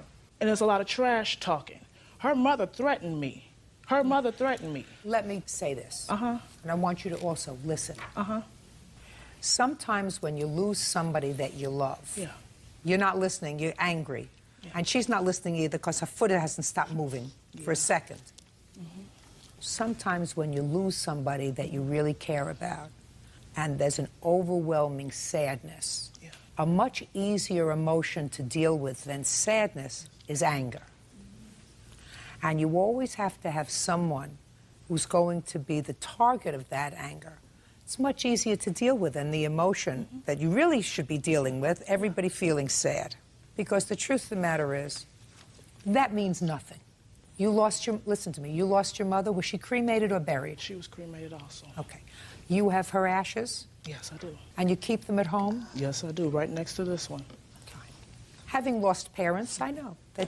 Listen to me. Comes a time when you go very often to the cemetery to visit because it makes you feel good. I used to go every week. Yeah. Then in time, as time settles in, you go less frequently, which is a normal and, quite frankly, very healthy thing to do. Yeah. I think maybe for you, let me finish. You're not listening. You want to talk so badly. I'm listening. You want to talk so badly. For you, it may be important for you to have the ashes of your mother and your brother in your house. I think it's dumb for her to have them because, you see, you will never replace your mother. That's right. And you're never going to replace your brother. That's right. She's going to replace this boyfriend. Lonita White claims her late fiance's sister, Kimberly Swan, refuses to hand over her share of his remains. Kimberly is countersuing, claiming Lonita has been harassing her. Now, the ashes that she so desperately wants today are going to be an annoyance 5 years from now because she really doesn't know what she's going to do with them. Does she give them to her mother to hold? Mother say, I don't want them. My husband certainly doesn't want to see him in my house. Right. My kids are going to look and say, Mommy, what is that? So there's a reason for you to keep those if that's what you do. Yeah. But there's an anger that is an emotion that you can actually grab onto. Yeah. You got to get over the anger. I'm not angry. Good. You got to get over the anger. So does your mother. If something happened to you, I guarantee you, your mother would not give your ashes to a boyfriend. That's right. No way. That's right. Put your hand down, scratch all you want. But that wouldn't happen. That's really what they're saying. I don't want to share the brother's remains with you, other than the locket which she is prepared to give you, correct? That's right. Perfect. That's what you're going to get within 5 days. Your harassment, forget it. Get over the anger. Good. Fine. That's all. Why is that? Step out. Should have spoke up. Man, wait here. She just being greedy and treacherous. She was trying to profit off the blood of my brother. I'm not going to let that happen. That was my fiance, and I wanted my remains that was agreed to me. Lie after lie after lie after lie. Yeah, I could find another boyfriend, but I can't find one that was like him. I'm very displeased. I'm very upset. That woman faked an anxiety attack at his funeral. Her mother was in the front row, fake crying, and I'm sitting up there. I looked at her on that floor, shaking like she got the Holy Ghost. I'm looking at her mother right here. As soon as they seen me standing there, mother stopped fake crying. I look at my brother and say, how did it come to this? 19-year-old Joshua Benson is suing his aunt, Michelle Benson, for stealing money allocated for his college tuition. Quiet in the courtroom. All rise. Hello? Now, this is case number 54 on the calendar in the matter of Benson versus Benson. Parties have been sworn in, Your Honor. You may be seated. Ladies, have a seat. What's your first name, Mr. Benson? Joshua. Joshua, this is your aunt and your adoptive mother. Correct. She is your mother's sister? Correct. According to your complaint, you went to live with her on a full-time basis when you were around 15 years old? Actually, it was 13. And you lived with her until you left for college? No, actually, Your Honor, I'm still in high school. I moved out April of last year when I turned 18 to finish my senior year. Your claim is that while you were living with Miss Benson, you were working. Correct. And you had an agreement with her that you would turn over part of your paycheck to her, that she would save for you for college. She would open up an account and she would save that money for you. And it is your claim that she did not do that. Correct. She used that money for herself, and you want that money. You're getting ready to go to school and you want that money. Correct, Your Honor. Ms. Benson says that you did, in fact, contribute to the household. You worked. You gave her some money. That money was a contribution for things for the household and some of your own expenses. And there was never any agreement to put the money away for you for college. That's your defense. Is that right? Correct. All right. Let's turn back the clock a bit. What kind of work were you doing? My first job was at Tanner's Steakhouse in Andover. What kind of work were you doing? I was a dishwasher. I worked Fridays, Saturdays, and Sundays. And when did you have this discussion with Miss Benson about saving for college? It had always been a thing when I started looking for a job. It was always said that if I got a job, half my paychecks would be put into savings for a college savings And what'd you do with the other half? And the other half was for me to do whatever I wanted with. Spending money. Exactly. And how do you know how much money you gave her over the years? I have the checks from when I opened up my checking account when I was 16. It was a joint checking account with her and myself. I have the checks that I wrote out to her specifically. In the memo, it said 529 plan or college savings, which are right here. May I see them, please? When I wrote the checks out to her, she was supposed to take them, deposit them into her checking account, and then she was to take them out of her checking account and put them into the 529 plan, which was supposed to be through T. Rowe Price. Your Honor. I didn't ask you anything. Sit down. You're his mother? Yes. Didn't ask you anything. You have some checks and some bank statements. Yeah, all of them have bank statements, and I've stapled the checks that go according to the bank statements. Okay. So, Joshua, what happened when you turned 18? I turned 18 January 27th of 05. I lived with her until April of 05. In April of 05, I got another job up by my mom's, and I moved back in with my mom. I finished out my junior year. Even though her parental rights have been terminated? Correct. You have brothers and sisters, Joshua? I have one. How old? He is 9. Who does he live with? He lives with my mom. Has he always lived with your mother? Correct. Is there any reason why you went to live with your aunt when you were 13? My mom had me when she was very young, and we never really got along. And therefore, I had been in the system for a while. And You mean in foster care? Correct. I had been in 3 different foster homes. Starting at age what? Put your hand down. I was rather young. I was about 5 or 6. I went into my first foster home, and then I went and moved back in with my mom. And then I went into a different one, which she put me in. The first foster home, my mom did not. It was my other aunt. My mom had just had back surgery and all that. Okay. Then you went into yet another foster home. Correct. How long did you stay there? I stayed there 2 years, and then I moved back in with my mom again. And then the last time that I went into foster care, that was when the parental rights got terminated and I was adopted. Okay, but when you went back into foster care, how old were you when you went to live with your aunt initially? I was going on my 14th birthday. Yes. He actually was 12. He came to live with me when he was 12. The last time he went into foster care, he was 10 years old. And I actually have documentation here. Thought I would bring for your benefit. Just a second. Okay. Put it down. I know the way the system works. Actually, Your Honor, I was 13 because I did celebrate my 13th birthday at my last foster home and had a birthday party. Okay. At what age were you when you were formally adopted? I do believe I was 15. Is that right? No. How old was he? Well, it was 2002, and so he would have been 14. So he lived with you for a year in foster care. That's why I was raising my hand, because the last time he went into foster care, he was 10, because his baby brother, half biological baby brother, was born, and that's when Cheryl gave him up for the last time. Listen to me very carefully. According to you, he came to live with you when he was 12. According to him, he was 13. But he lived with you as a foster child for at least a year before he was adopted. So just listen, put on the listening ears. And while he was living with you when he was 13, until the time he was adopted, you were getting a subsidy for him. How much? Well, you know, to be honest with you, I don't remember. Maybe Joshua remembers. How much was she If I remember receiving? correctly, I was told it was about $1,200 a month. And Your Honor, Now, just a second. I'm not finished. When your sister's parental rights were terminated and Joshua was adopted, you continued to receive a subsidy for him. Yes, I did. Because that's what we call in this country a subsidized adoption. Something very few people know about, but fortunately I know about it.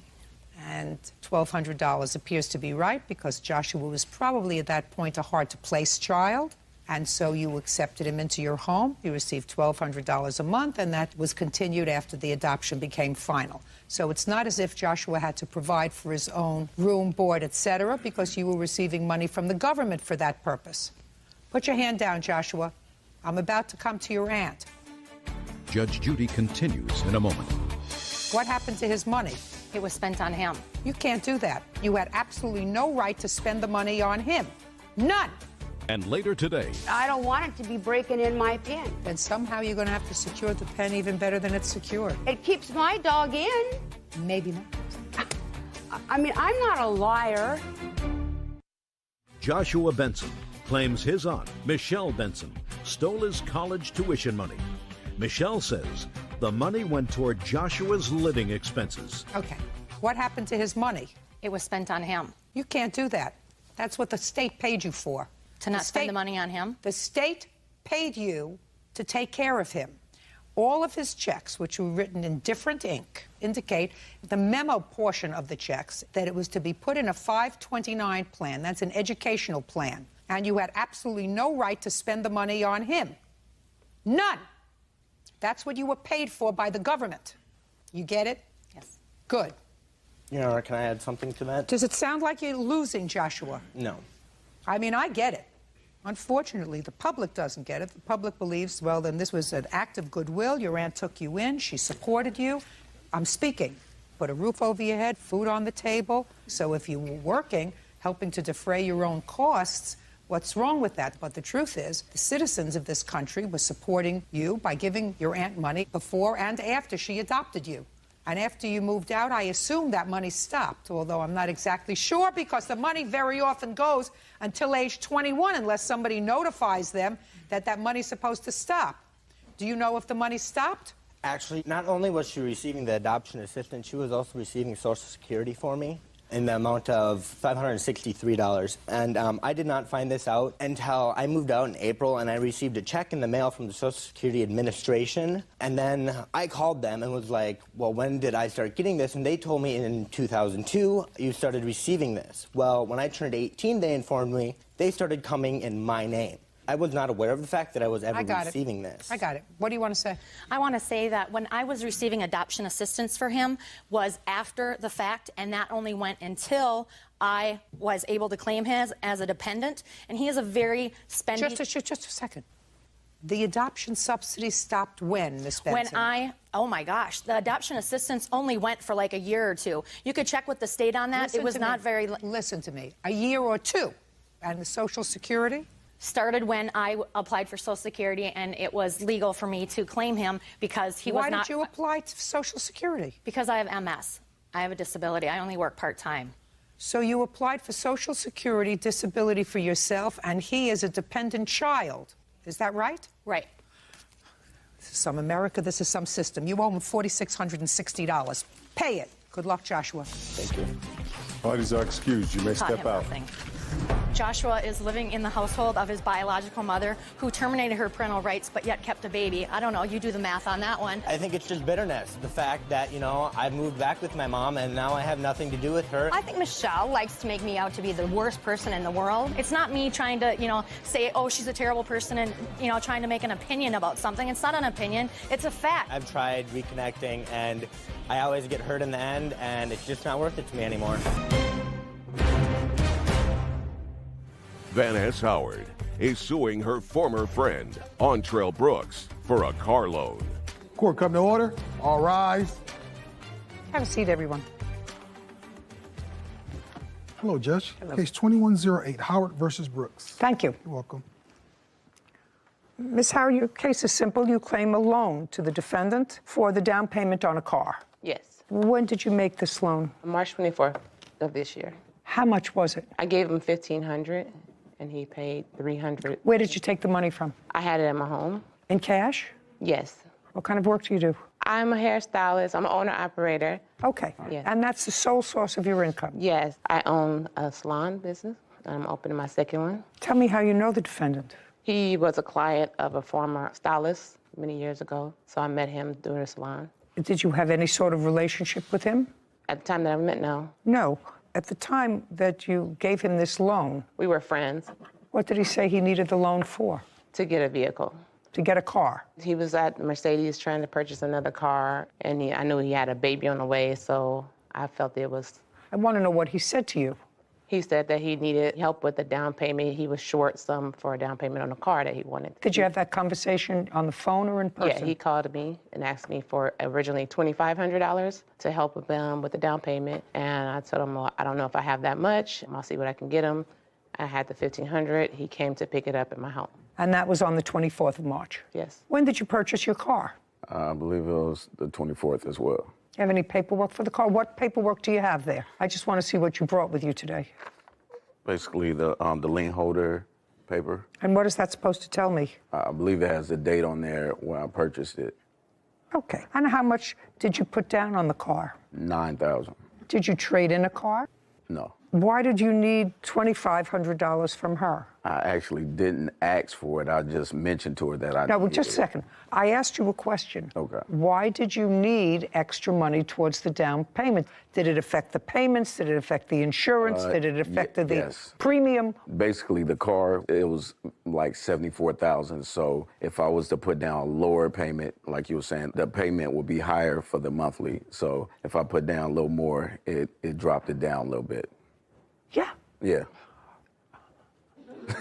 Yeah. So she gave you $1,500, not $25,000. Yes. But she gave you $1,500. Yeah. And she gave that to you around the same time that you purchased the car. Were you current in your insurance payments on the car? Yes. And then you crashed the car. Yes. And the insurance company paid the lien holder on the car. Yes. Made the payout. Yes. So you didn't get any money from the insurance. No. So now you have no car, right? I don't know if you have a car now. I have a car, yes. Well, you got another car. Yes. What kind of car did you buy? Tesla. A Tesla. And how much did you pay for the Tesla? I put down like $8,000.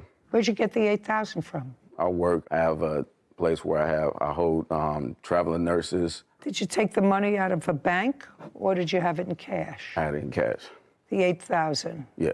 How much money do you make from this business that you have? It varies depending on how many nurses I have staying there. So you own the property, or do you manage the property? I manage the property. So it's basically housing nurses or people that travel for business. And how long have you had that business? I've been doing that for maybe a couple years now. That's how you support yourself? That, and I do training as well, fitness training. Okay, so now you paid back $300 of the $15, right? I gave her $300. Right, and when did you give her the $300? I'm not quite sure the date, but... Give me a month. I'm not quite sure. When did he give you the $300? May 17th. Okay. Tell me why you gave her back the $300. I gave it back to her because she basically... Not basically, this is basically. Well, because she kept asking for it. So just to get her off me for a second, so I gave her $300. I didn't feel like I owed it to her because I thought that, it was given to me because we were like really cool. Just a second. Okay. All right. Well, Miss Howard. You Miss can't Howard. be serious. Miss Howard. Yes, ma'am. How long have you been operating your two salons? I'm opening a new one now, and the first one was opened in 2012. Do you live with anyone? My children. How many kids do you have? I have 3. How old are they? I have a 17, 18, and 21-year-old. Big kids? Yeah, college and high school, yes. Who supports them? I do. From their your father work? helps too, yes. From your work. Do you live with their father? No. No. But he also helps. Yes, with he them. does. And you sound like a really intelligent, put-together woman who's had her own business, who's got 3 kids, or college kids. Yes. Moving forward. Yes. Why? Why do you think, I know that you work, because if you're a hairdresser and that's your source of income, you work really hard. It takes a long time to accumulate $1,500. I'm sure you get some tips and stuff. That's the cash that you keep. Yeah. So you work hard, and you've got 3 kids who need money. He wants to buy an uber expensive car, and he wants his payments to be lower. So he says to you, not that he needs it. See, he doesn't need it to get a car. He wants it to make his payments lower. That's not how he presented it to me. How did he present it to you? He said he needs help. He needs the money for the down payment. And I knew, he told me that, the situation, his car got taken away or whatever. And his car got what? His previous vehicle was taken from him. From how? I don't know. What kind of a car did you have? Before you bought the BMW? That's what it was. It was a BMW. Oh, and then you bought a Mercedes? Yeah. Okay, so you bought, sorry, I got that confused. You bought the Mercedes using some of her money. Before that, you had a BMW. Yes. Okay, and now you have a Tesla. Do you understand how foolish that sounds? Yes. You don't want to sound foolish. Well, like I said, he's had a baby on the way any day now, and my compassion for the situation, I was like, okay, I'll give you that. And I know he's had a source of income. It's not like I've ever known him not to have an income. So I felt like, okay, he'll do right by me. Of course, he didn't. We see. Do you know how many people stand in exactly that spot and say, I trusted him. He gave me this story, he gave me that story. Yes. And what I'm telling you is, most of the people standing there, for some reason that has always baffled me, are women. Any guy who takes money from you to lower his car payment and buys a car for $75,000, the only people that do that sort of thing are untrustworthy. Then you change the contract and you said, not acceptable. You're behind $500 and a late payment will only be acceptable with a current payment. Is there anything about that in your contract? There's not. Okay, so if it's not in your contract, it doesn't exist.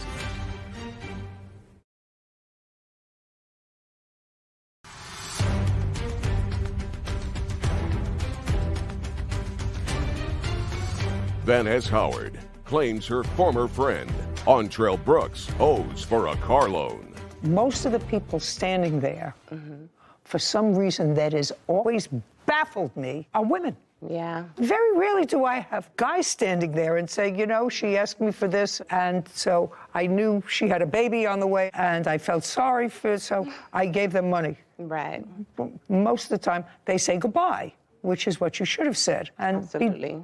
You appear to be much too fine a lady and Thank you. a hardworking lady. Don't give anybody, No more. any guy who takes money from you to lower his car payment and buys a car for $75,000 and asks you for $1,000 or $2,000, knowing that you're a working gal and that he didn't need it to buy a car. He could have bought a car for $50,000. Could have bought a car for $30,000. Right. Likes to drive fancy cars with somebody else's money, okay? Yes. So the only people that do that sort of thing are untrustworthy, usually, as my great-grandmother would call them, bums. So I would suggest that you be smart in the future. You're a hardworking lady. Hold on to your money. If you want to invest in anything, invest in your children's future. We're done here.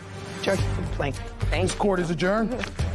Mr. Brooks took my money with no intentions of paying back. I thought it was, she gave it to me.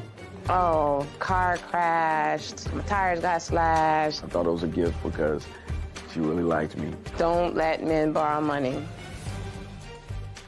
Lovely woman, hardworking woman. She's going to have a chain, as Dolly Parton would say, have a chain. Going to have a second salon. On the other side, you have somebody with zero judgment. He's well-versed in other people's money. Why a perfectly sensible, bright woman would take money that she worked really hard for and give it to somebody that she hardly knows. Women have to be smarter. The women have to be smarter, worry about themselves. I'll try and help you as much as I can. Thanks. Case 2105, Davey versus Miller. All parties, please step forward. Melissa Davey is suing her ex-boyfriend, Joseph Miller, for an unpaid loan. Mr. Miller, I think I'm going to start with you today, just because I have to kind of shake it up for myself. Otherwise, I get stale. You and Miss Davey were sort of in a relationship for a brief period of time. Yes, Judge. Never lived together. No. There came a time when you wanted a new car. Not a new car, but a better car. Yes. You wanted a better car because you wanted to use that car as a driver for Uber. Yes. And you needed a down payment. Yes. And according to what I've read from Miss Davey, and what you seem to acknowledge in your answer, Miss Davey loaned you $1,200. That is correct. Things didn't work out, which happens. You paid her back $300. Yes. Did not pay her back $900. Correct. So that would make it easy, except that you have a defense. Correct. And I'm going to let you tell me and the rest of the world what that defense is and show the world what a prince of a guy you are. I hope I can do that. You're no longer together. Correct. You owe her $900. No. Well, you just acknowledged that you paid her $3 and you owed $9 because she gave you $12. I owed $9. I said at that point you owed $9. You're no longer together. Yeah, I'm sorry. I misheard you then. Okay. Well, I sympathize with that because I do a lot of mishearing myself. But what I said to you was, at the time you broke up, you owed her $900. That is correct. Now you're going to pick it up from there and tell me and the rest of the world what your defense is. Because I read it. I just want to hear it from you. All right. At the time of our breakup, you are correct. I did owe Miss Davies $900 and had told her that I would continue to pay on the debt that was owed. Okay, and what was the month and year of your breakup? End of April, maybe? End of May. End of May? May. Okay, end of May, broke up, owing $900. And you said? I tried to be cordial and have conversations periodically with Miss Davies, and they did not go well. And then Miss Davies had to put her... No. You tried to have conversations with her with a view towards what? Just to reassure her that I was going to pay her back the rest of the money.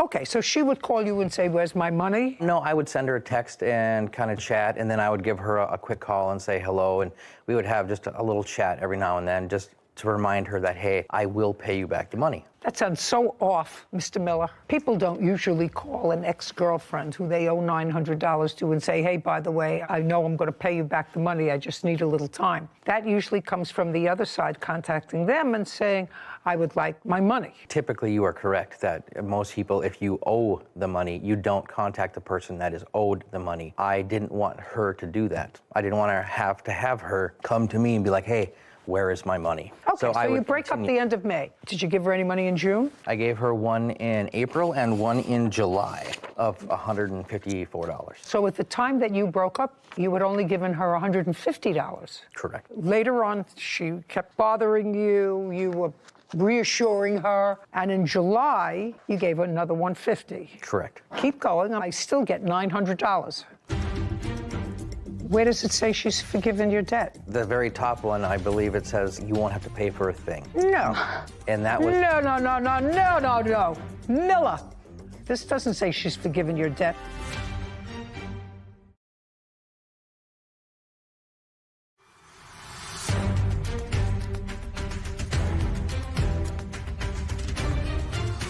Melissa Davey claims her ex-boyfriend, Joseph Miller, owes for an unpaid loan. I still get $900. In July, she had to put her dog down. And that was in mid-July? I believe, yeah, about the... July 11th. So you'd already given her the other $150. Yeah, and... So she called you and said... She sent me a message that said, hey, I'm going to do this. So I called, and she's like, hey, I'd really, really like you there. I can't... The last couple of words you just sort of muttered, sir.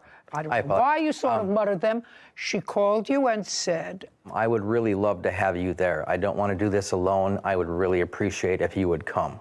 Okay. And did you think of that as a reasonable request? Yes and no. Okay. Did you agree to go? After we talked...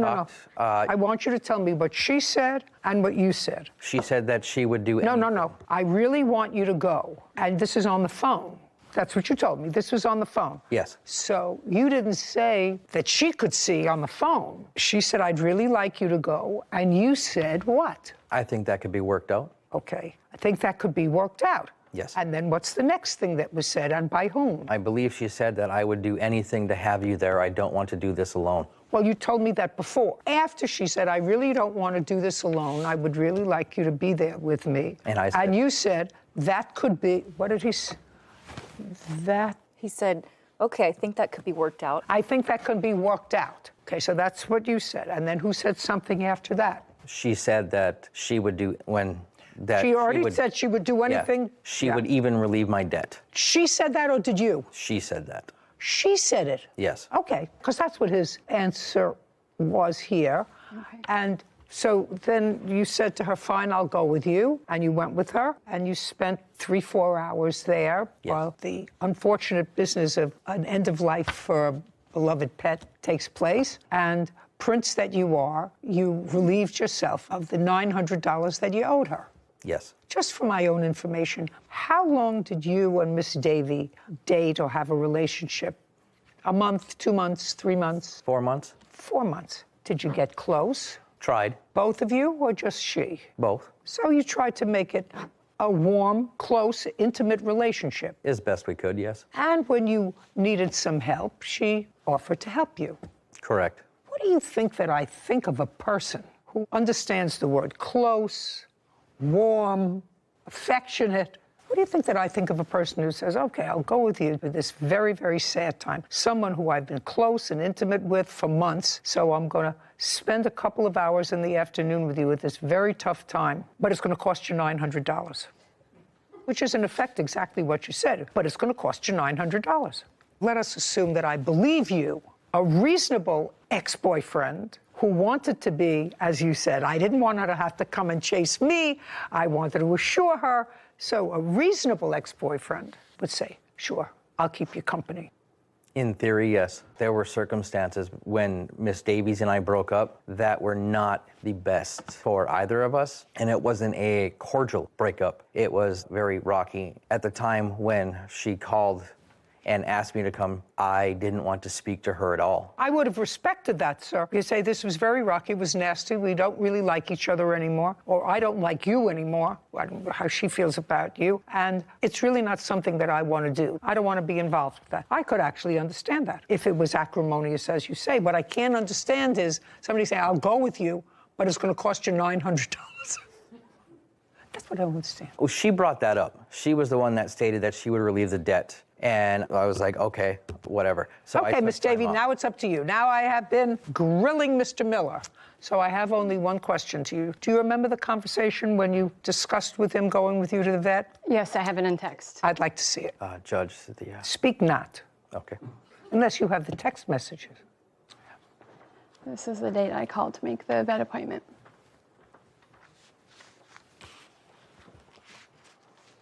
Sarah, can you tell me what dates these are? Sure. If you go out, these were all Saturday, July 9th, and if you pull over, you can see the time.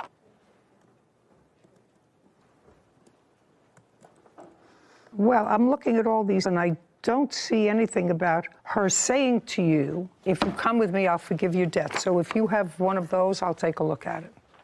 The very top one. That was after a phone conversation with Miss Davis? Just a second. Where does it say she's forgiven your debt? The very top one, I believe it says you won't have to pay for a thing. No. And that was... No. Miller. Miller. You know what I'm talking about, sir. She tells you to keep your gas receipts. So if you're coming to help her, it's not going to cost you anything out of pocket. This doesn't say she's forgiven your debt. You have family, you have siblings, parents, anything? Yes. Yeah, well, they're going to be disappointed in you, Mr. Miller, because it's not princely activity. It was clear to me from reading the plaintiff's notes to you that at least it appeared that she was struggling more with the end of your relationship than you were. That's just what it appears. And I'm a pretty good judge of that. And you sound like an intelligent man, soulless, but yet intelligent. So if you have any emotion whatsoever, you can look at this and say, this is a lady who's sort of struggling. Let me see how I can take advantage of that. I owe her $900. And I'm going to figure out that if I do this for her and it's really important, I shouldn't have to pay her back the $900. Unprincely, Mr. Miller, judging for the plaintiff in the amount of $900. We're finished here. This court is adjourned. People just sometimes don't agree. It was very clear cut. At the time, I was very upset with her. I think he tried his best to just keep things cordial. Move on and move forward. Another wonderful relationship that's hopefully will not end up in court. It intrigues me how men can make the jump from keep your gas receipts to you don't have to pay me your $900 debt. We read the messages and we were unclear as to what debt forgiveness in the messages. We didn't see it. He handed us the exact same text that we had read on her phone. He said, yeah, that's what that means. I think he knew what it meant, because if you checked out his smirk when he handed me just that one piece of paper, he knew that when he said, keep your gas receipts, I don't want it to cost you anything to come with her to the vet, having nothing to do with the $900 debt. Oh, it's just amazing to me that after 27 years of doing this here, I have to do a breakdown of about 90% of the cases involve women who are giving money to boyfriends and then get left holding the bag, as opposed to the 10% of men who get caught up with situations where women are prepared to take advantage of them. But most of the time, it's women. I don't know, I think it all has to do with self-esteem, Sarah, and I think that the only way to ensure that you have that is having a way to support yourself. Yeah. Case 2078, Ali versus Miller. All parties, please step forward. Syed Ali is suing dog owner Abra Miller for car damage from a dog attack. Mr. Ali, you bought yourself a Tesla. Yes, ma'am. A new one? Yes. When did you buy it? I bought it on 6th of June. Of this year? Yes. How much did you pay for it, sir? 68. And there was a loan on the car? There's a loan on the car, yes. So you have full insurance on the car? Yes. What's your deductible? Deductible is $1,000. $1,000. Yes. This is what your case is about. You were going to check on a child's house of yours. Yes, ma'am. It's my son's house. I go there every day. We bought that house for my on my son's and my name. It's from... Oh, so it's a house that's jointly owned by you and your son? Yes, ma'am. But you don't live there regularly? I don't live there. And where does Mr. Miller live? He lives on a different street, but his backyard and my backyard, they meet each other in the back. How long have you owned that house? Since 2014. Long time. Long time. Have you met Mr. Miller? I met him a few times, yes. Mr. Miller, you recall meeting Mr. Ali? Yes, ma'am, once. Okay, but you've met him? Yes, ma'am. Before June 6th? Yes, ma'am. And your son lives in the house. Anybody else live in the house? You live in the house. Is this a tenant in the house? She's a tenant. Yes. Does your son have dogs? No. And does the tenant have a dog? She does. What kind of dog? A Yorkie. You have a Yorkie? Yes. It's a small dog. Yes. Yes. So you have one Yorkie in the house. And you have 2 dogs. Yes, ma'am. What kind? A pit bull breed. Pit bull? Yes, ma'am. And the other? No, both are the same. Both are the same. One's actually the mom and the son. And how old are they? The mom's 10, the son's about 8. And you've had them for years? Since they were born. So June 16th, you go to check on the house. Yes. Tell me what you saw when you pulled up to the house. When I went there to the house to check my mail, I saw 2 dogs. Where did you see the 2 I dogs? saw them in the porch. On your porch? Yes. Okay. Had you ever seen those dogs before? No, I never saw them before. Could you describe them for me? They're a big size. They are black and white, and they're... One was black and white or both black and white? No, the one is black and white, and I have some pictures of them. Oh, you took photos? Yes, ma'am. Yes, Judge. You took photos of them on the porch or initially when you saw them? After I saw them, I was walking out, then I took the picture. Okay, may I see the photograph? Take out the photographs of your dogs.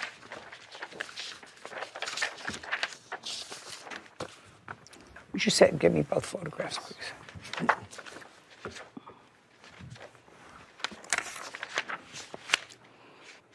I see. One is black. One is white. And one is fawn color and white. Are these pictures of your dogs? Those are pictures of my dogs. At his house? Yes, ma'am. Okay, so now your dogs are out. You're not at his house, just your dogs. Just the dogs. Okay, so now I got it. So you took pictures of the dogs the day of this incident at your house? Yes. And these are your dogs? Yes, ma'am. Okay, tell me what happened with your car. Ed Ali claims dog owner Abram Miller owes for car damage after his dogs attacked Syed's Tesla. Okay, tell me what happened with your car. Then I realized that I think maybe I need to get away from them because they were very ferocious and growling. And I quietly walked away from them, go to my car, locked myself in, and I said, I need to get out. So I saw them, they were jumping all around my car and biting everything. They were biting what? Biting the right side of the tire, this side, and the rim and all that. What your claim is that the dogs caused a substantial amount of damage to your car. Right. May I see the photographs of the damage? Yes, ma'am.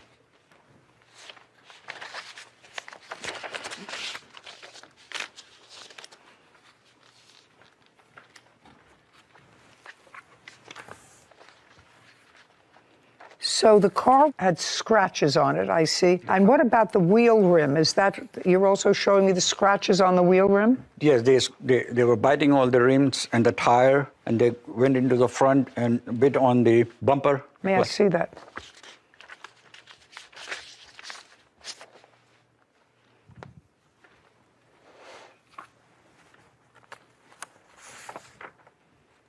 Okay, have you seen the pictures? Yes, ma'am. He sent you pictures of damage. He sent me some pictures, yes. Of the damage. Okay, so now, Mr. Miller, what Mr. Ali is saying is that your dogs, who he has pictures of, that you acknowledge are your dogs, Yes, ma'am.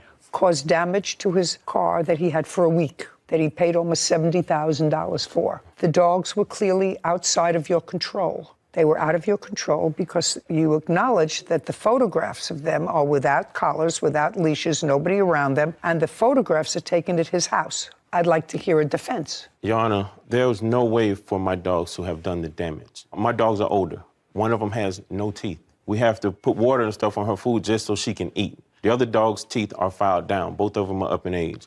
My dogs have never harmed anyone. I have 10 cars of my own in my yard, and I've never had my dogs biting any tires, any damage. Mr. Miller. Yes, ma'am. That's why they call dogs dogs. They're animals. Yes, ma'am. Because on one dog, it looks as if the incisors are filed down a little bit. Still has teeth, but the incisors are filed down. Is what you're telling me that that was a natural process, or you had them filed down? No, ma'am. Absolutely natural. Absolutely not what? Absolutely natural. Absolutely natural. Okay, so the dogs still have teeth. They are smoother rather than sharp, but they still have teeth. Okay, but that's why they're dogs. You weren't there to witness this, so I have to assume that what the plaintiff tells me is true because his evidence is consistent with that. He has photographs of your dogs outside of your control, no collar, no leash, at his house. And he said that he took those pictures on the date of the incident, and he has damage to his car. Now, if somebody has that problem, they don't want to blame the wrong person. And the dogs he's identified as causing the damage are your dogs. I'm still waiting for a defense. You mean the fact that they've never done it before you think is a defense? No, ma'am, not. What were they doing outside of your control? They actually got out of my yard from a previous tenant of his dogs that dug a hole up under my gate. Just a second. So a previous tenant of his had a dog. Had several dogs. Several dogs. Yes, ma'am. Doesn't live there anymore, dug a hole under the fence. When did that happen? That was earlier that year. Okay, and when did you first discover it? I didn't realize it until after this incident. Are you trying to tell me that it happened earlier in the year and your dogs just found the hole? They had never been out before? Is that what you're trying to tell me? Yes, ma'am. Oh, I don't believe that, sir. You're responsible for his deductible. Did you have the car fixed? No, not yet, ma'am. Why not? I have an estimate, and I approached him of that, and I said, let's see if we can do something about this. Mr. Ali. Yes, sir. You Yes, have ma'am. insurance. Yes. And you have insurance for this type of problem. Yes, Judge. And you have a $1,000 deductible. Yes, Judge. Did you advise your insurance company? I wasn't, because I was trying to see what my good friend neighbor wants to do. Do you own your home? Yes, ma'am. Do you have homeowners insurance? Yes, ma'am. Does the homeowners insurance exclude your pit bulls? Do they exclude them? I'm not sure. Well, in what state do you live? Florida. In Florida.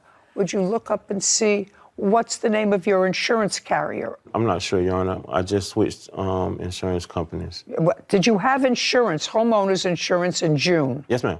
You did? Absolutely. Well, did you inform your insurance company that there was a problem? No, ma'am. Why not? Because I was trying to get an understanding of what was going on. I'm just telling you what's going on. So now you know what's going on. Your dogs caused damage to his car. Most states now exclude certain dogs from their policy. One that's right on top of the list are pit bulls. You are aware of that. Yes, ma'am. And either you pay a higher premium or the insurance company says we're not insuring them. You do understand that? Yes, ma'am. Okay, so now you understand that your policy exclude your pit bulls. I don't think so. No, ma'am. Well, I don't know, and I don't know how to find that out unless you can give me a definitive answer, Sarah. It depends upon the insurance company. It does. Yeah, and you don't remember your insurance company. So, Mr. Ali, he's not paying the $8,000 that it's going to take to fix your car. That's what you have insurance for. Okay? But he's going to pay the deductible. You have insurance. It's a brand new car because you have a loan. So you must have insurance, which I'm sure you do. Yes, I do. Then if you were having a difficult time with Mr. Miller and his insurance, which I could probably understand because it may exclude his dogs from the policy, you have to advise your insurance company. And I don't understand why you didn't do that. But I was going to see if he wants to go ahead and fix it. Well, he's not paying $8,000 to fix it. He's going to pay the $1,000 deductible on your policy. He was suggesting me that he could just go and get a spray paint and paint that little thing. And I didn't like that idea. And I said, let's go to Tesla and have it done by the properly from... Absolutely. I agree with you. It's a brand new car. You should have it done by Tesla through your insurance. That's true. Yes. Good. Judgment for the plaintiff in the amount of $1,000, which covers your deductible. We're finished. This court is adjourned. Animal control said my dogs were so loving and peaceful. They showed no aggression to them. I mean, I like to have people as good neighbors. Even after they put the pole and the hoop around their necks, my dogs were wagging their tails. The neighbor's dog has some damage to my car, and I want the neighbor to be up to that responsibility. The plaintiff bought a new Tesla and has a loan on the Tesla. When you have a loan on a car, you're required by the lender to maintain insurance, both collision and liability. This is not a malicious act. It was a careless act. And I think he should use his insurance to pay for it. I think it was fair. I don't think that there was an issue of fact. Did you? No, I didn't. I think that that was fair because you have insurance for that purpose so that you don't have to pay $8,000 out of pocket to fix damage from an accident. So he should have used it. Should have used it. Xin chào các bạn, chào mừng các bạn đã đến với những vlog tô màu tranh của mình. Hôm nay thì chúng ta sẽ lại tiếp tục tô màu cho các bức tranh nhé. Và bức tranh của ngày hôm nay sẽ là về một chiếc bình hoa nha. Đây là chiếc bình hoa của mình. Chúng ta hãy cùng bắt tay vào và tô màu. Trước tiên thì chúng ta sẽ cùng nhau tô màu cho những cái phần cành hoa nhé.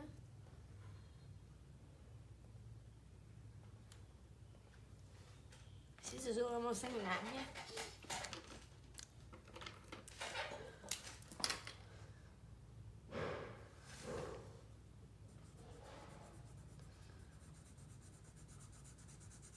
Mình sẽ sử dụng màu sáp để tô.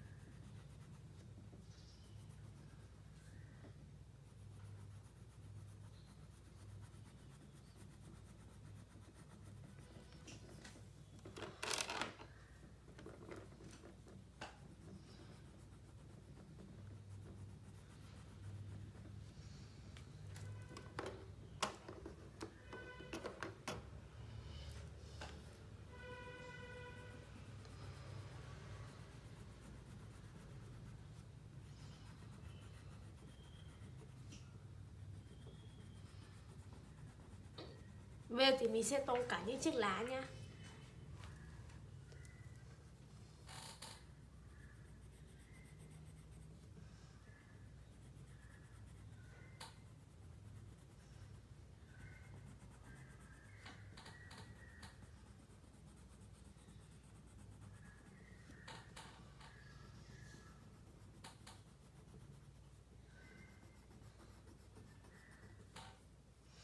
Bây giờ thì mình sẽ tô đến những cái bông hoa nhé. Trước tiên thì mình sẽ tô phần nhụy trước. Mình sẽ sử dụng màu vàng.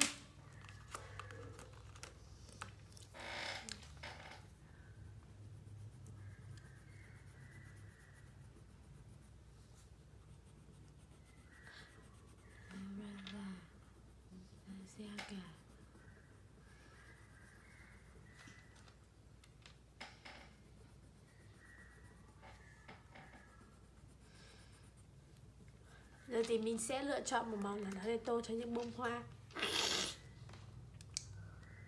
Mình nghĩ là mình sẽ lựa chọn màu tím nhé.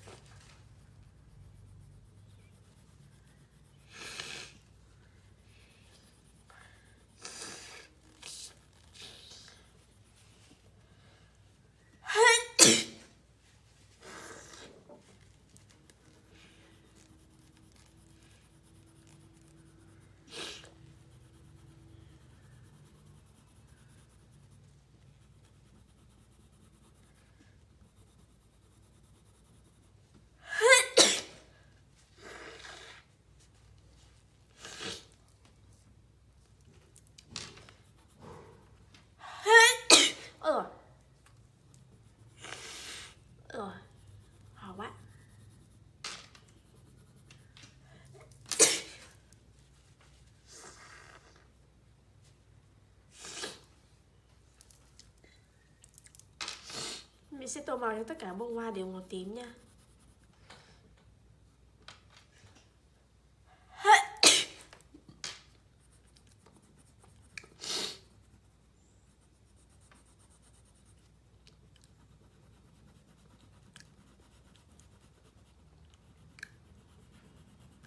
Phần la hoa thì mình sẽ là để màu trắng nhá. Video của mình đến đây là hết rồi. Cảm ơn các bạn đã theo dõi video này của mình. Xin chào và hẹn gặp lại các bạn ở những video tiếp theo nhé. Tạm biệt.